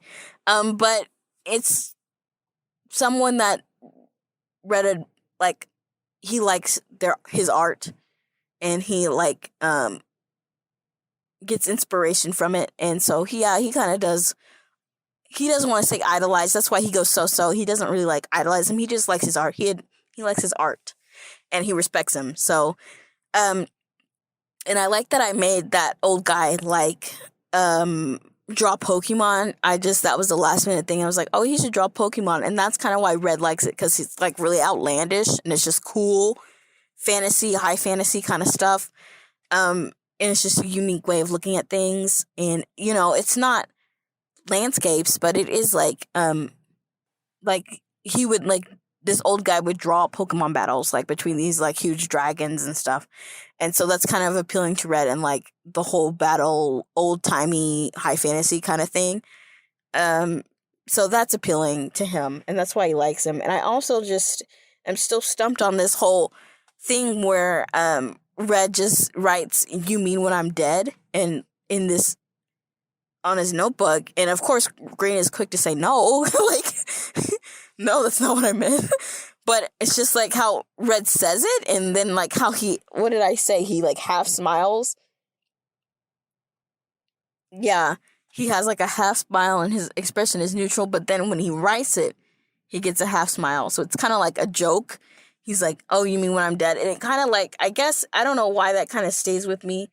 I guess it's like because Red's considered it, or like thought about how his art might be like taken seriously after his death, like Van Gogh's was. Like he's like, maybe nobody will give a shit until after I die, and then it'll be like the talk of the town or whatever. And he's kind of like upset about that, and maybe he's kind of resentful about it, because he's like, why is it not good when I'm alive, but when I'm dead it's good? And he's kind of like, why does it take me to die for you to see value in it or see beauty in it? Why do I have to be dead for that to happen? So it's kind of like something he's thought about a lot, and he's thought about it so much that he gets his dry humor about it. So when he writes it out, he's like, oh, you mean when I'm dead? Like he thought about it so many times that he's kind of like, oh, that's what he means. But it's not what Green means. And Red's kind of like, oh shit. He didn't mean to like make Green worry or like upset him. That's not what he meant. It's just like, it's something that he's thought about so much that he just thinks about it dryly. Like he's just like, ugh, nobody's gonna take me seriously until I keel over. Like, and but it also just has this foreboding air to it. I don't know why. It's not like I'm gonna kill Red or whatever. It just has this like little moment of like suspense or something, like something's gonna happen. And I'm like, why do I feel that? I don't know what it is, because nothing's gonna happen to him. He's not gonna die. But it's just like, maybe it's just a moment for us to like really think about appreciating people when they're here, I guess. I don't know. I'd be interested to see what other people think about it, because like I don't know if that's just me. And I feel like if I keep talking about it and saying that, people will like develop that, like they'll start to see it the way I'm seeing it, and I don't want that to happen. Like whatever you got from it is what you got from it, and if you got something different, I would want to know, because like I don't know what the fuck I'm feeling, and I wrote it. I don't even know why. Like I have no clue, and it could be because this whole thing was inspired by Van Gogh, whose art wasn't taken seriously until after his death. So maybe that's why I'm like, oh no, I don't want Red to go down that way. I don't want his art to not be appreciated, because it is appreciated. It's appreciated by Green and the Elite Four, but it is appreciated by people, but like not the masses. So I guess that's kind of why I'm like whatever about it. But yeah, Red has gotten offers to get exhibits, and I explained that the Elite Four they'd want to do like stuff that he's commissioned, and Red's like, fuck no. You either do my passion to be displayed or nothing. And honestly, that kind of works for him, because now that people can't see his art, like the only way to see his art is through art shows. More people go to the art shows now, and more people buy from the art shows now, because you can't go to exhibit. And, exhibits move from museum to museum, They'll be like, oh, we have this exhibit for 2 months, and then it'll be gone, So, like, that's kind of what would happen. Like, his art would be in various museums, and people could go see it. And then that might diminish the art show attendance. But since Red said no, now they can make more money. So honestly, his choice probably made them more money. Yeah, probably. And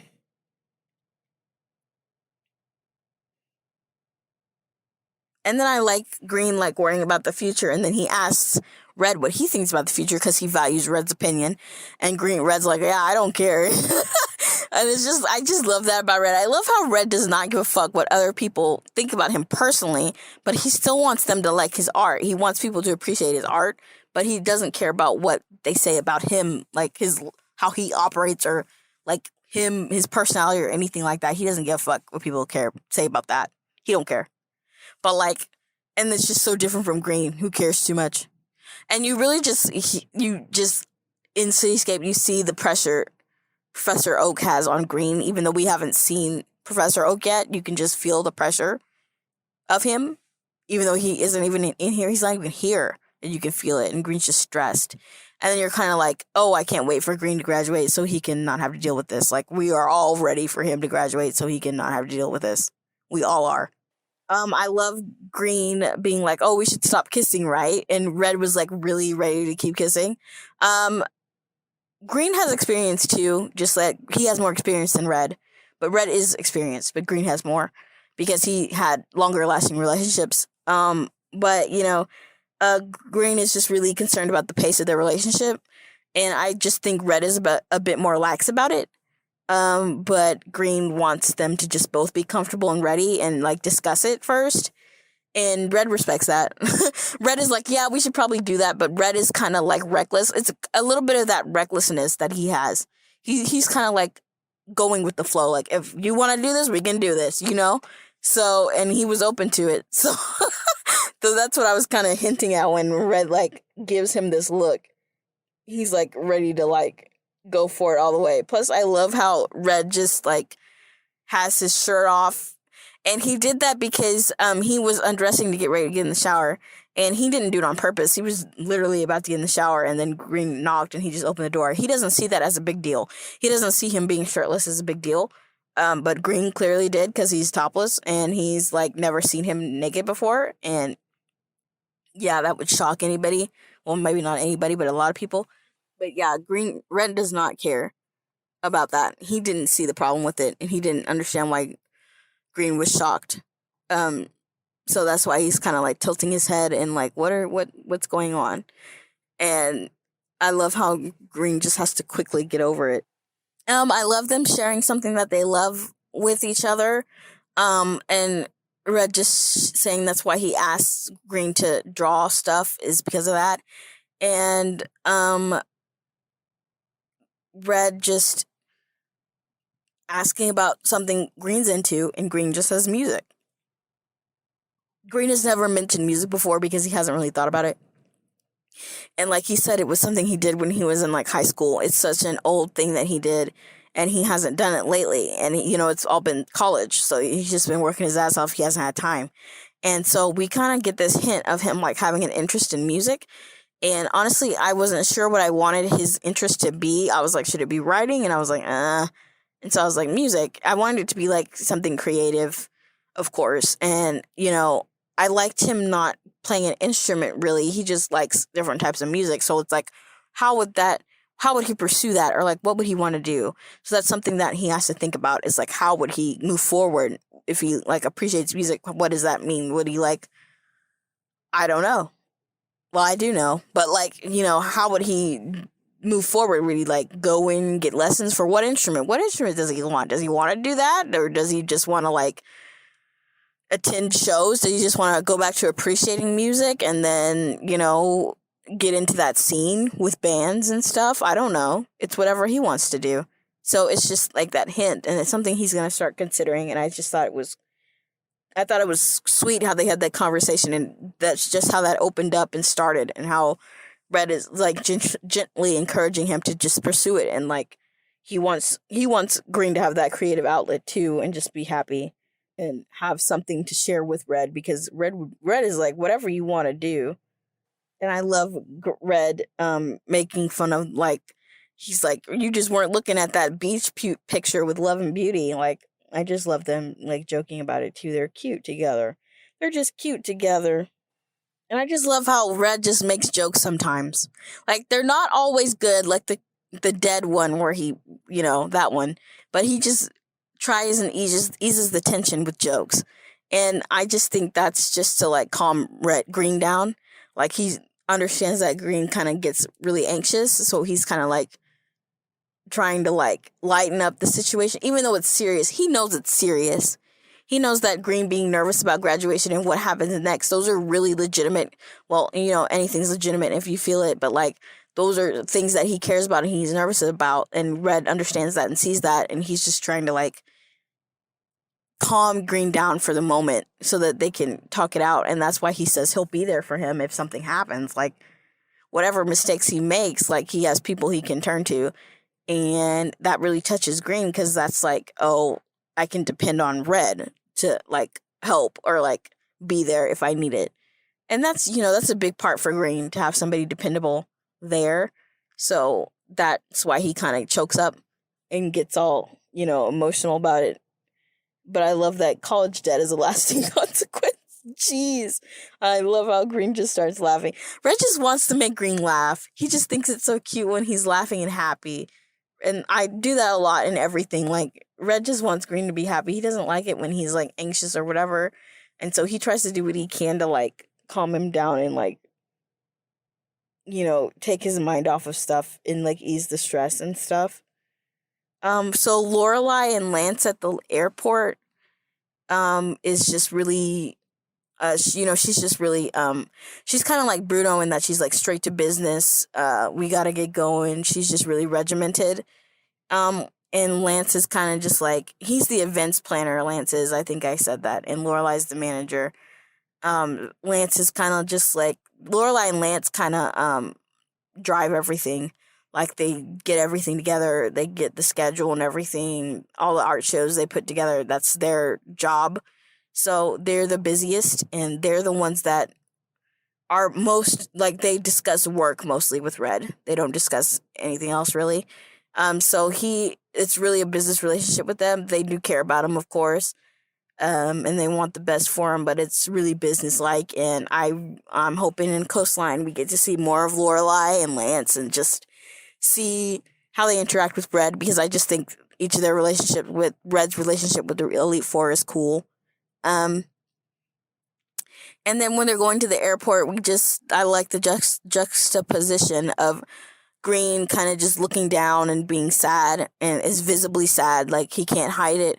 And Red is trying to stay strong, and he can't look at Green, he has to look forward. So he's just focusing on like where they have to go and trying to like stay strong, and like he feels like that's what he has to do and just hide it. But then when Green breaks, Red breaks, and it happens so quickly. Like, as soon, like, it just takes a second for Green to just be genuinely upset, and then Red is right there with him. And I just think that's super sad. But I think it says a lot about their characters, like how they handle that sadness, like how Green can't help but show it, And usually, we have Green hide it in his characterization. I usually have Green like be in denial, or like outwardly be happy and inside he's crying. Like, usually that's usually what you see. But I think in this case, with Countryside Green, he when it's something he genuinely cares about, he can't help but show it. So he can't help but be dejected, and he's trying to keep it together. Like, he did keep it together when he was talking to Lorelai, and his voice was straight, and he was trying to be normal, and he was doing a good job of it. But all it takes is like a second, and then he just breaks. Like, it's it's so fragile. The mask he puts on is fragile when it's got strong emotion behind it. So I really wanted to showcase both of those things. And then them saying goodbye and Red's little goodbye note. I already talked about how that changed over the course of time and how it was just different. But I think it turned out really well. I think I like how it turned out. But Cityscape and Countryside are just really personal to me because of just when I wrote them and what I was going through at the time. And I'm glad to see that some people felt the magic carried over into Cityscape. That was very, very relieving. What you're talking about when you say magic and that feeling of like in Countryside where they were in Silesian Town and it was really like magical and peaceful and happy and all that. That's tone. So the tone of the fic was carried over into Cityscape, and that's kind of hard to do when it's not hard to do when you have the same characters. It's hard to do when it's a different setting. When the setting is different and the what happens in there is different than what is normal. If it's like drastic, then it's hard to carry the tone over. I just feel like that's hard to do in sequels of any kind. So I'm glad to see that people felt that magic, but then they felt like more of a somber tone, which is what I wanted. I wanted it to be magic, but then there's realism. Like they can't stay together. They gotta move. It's sad. It's sad magic, But the magic was there when they were together, and it didn't go, and it just left when they were apart. So, I'm glad people read it and they liked it and they felt that way.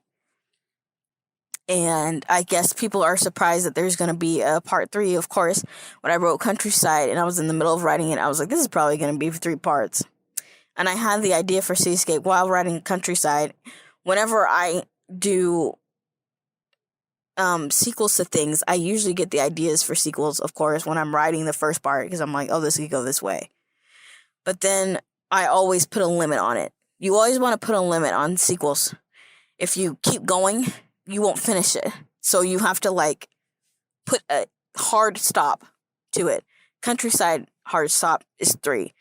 Of course it could still keep going after that, but then it would have another hard stop, And I have thought about it going more than that, but it just depends on my workload. Like I still have 2 other things I really need to finish, and those are, I'm sorry to say, more important than Countryside to me. I still love Countryside a hell of a lot. I think Countryside Cityscape are some of the best shit I've ever written. But I can't sit here and ignore the long chapter things I'm doing because I need those to get done. If I don't finish them, I will cry. And I won't ever forgive myself. So I have to finish them. But yeah, there's going to be a 3rd part of Countryside and it's going to be called Coastline. So, and it was hinted at in Countryside because that's the good thing about when you plan things while you're writing the first thing, you can put things in there. So Green drew a beach. So, and he said it was freedom. So what do you think is going to happen in Coastline when, all this stuff is coming to a head? Green's about to graduate. Red said he's coming to the graduation. He pinky promised. So his ass will be there. And, we have all these things coming to a head. Professor Oak is going to be there. What's that going to be like? What is Green going to decide to do? What is he going to do to get his freedom? And what does his freedom look like? And what will he decide? And that's the whole point of Coastline. Because now everything's coming together. It's this final finale kind of thing. And we just see where these 2, Red and Green, go. And then where does Red work into this? What does Green do with Red, constantly traveling? What is that going to look like? What about Red's work? He's always all over the place. He has art shows and shit. He's always working. How is Green going to, fit into that? Those are the questions. And so that's what Coastline is going to be about. And it's probably not going to be as extravagant. I said big finale. It's probably not going to be like that. It's probably going to be a calm finale. Well, maybe. I don't know. I think it's going to be more of a letting out a long breath. I feel like that's what it's going to be like. And you're just relieved. And then you're that's awesome. And then you go to sleep. I think that's what it's going to be like. But please look forward to Coastline. Thank you for listening to this really long, probably 3-hour talk. I appreciate it, and I appreciate you reading. And if you have read Countryside Cityscape, I don't really have anything to recommend to you. I'm sorry. Because I know a lot of people who read it are into porn, and that's perfectly fine. But I don't have too many things that aren't porn. Which is, I'm sorry, I'm not gonna apologize, but I don't really have that much. If you're into Pokemon, I have Pokemon stuff on there. I would tell you that I'm trying to write safer work stuff, but the only thing I can tell you is if you really are into safer work and you want like a more canon, depiction of red and green in Pokemon world, GABA is right there, and I clearly dictate when porn will be, so you can skip it. So, but I'm not going to tell people to just read through the porn if it makes them uncomfortable, because they have their own reasons, and that's perfectly fine. But I do put, like, introspection and feelings into the porn. It's not just, going at it. I never do that. Well, sometimes I do. No, I don't. It always has to have feelings or introspection, because I can't help myself. So if you want, like, a more safe work experience and you just want to skip the porn, I would say read GABA. And it's also going to be updated soon. I'm going to try and have that out this year. Hopefully, November, I'm hoping. If everything goes well, hopefully. So, please look forward to it. And please look forward to Coastline coming to you in 2025. That's right, 2025. Coastline will be here. Probably. It might be 2026. But, I'm booked. I'm booked full. I'm sorry. But thank you for listening, and thank you for reading C&C, both of them. Thank you. I appreciate it. Goodbye.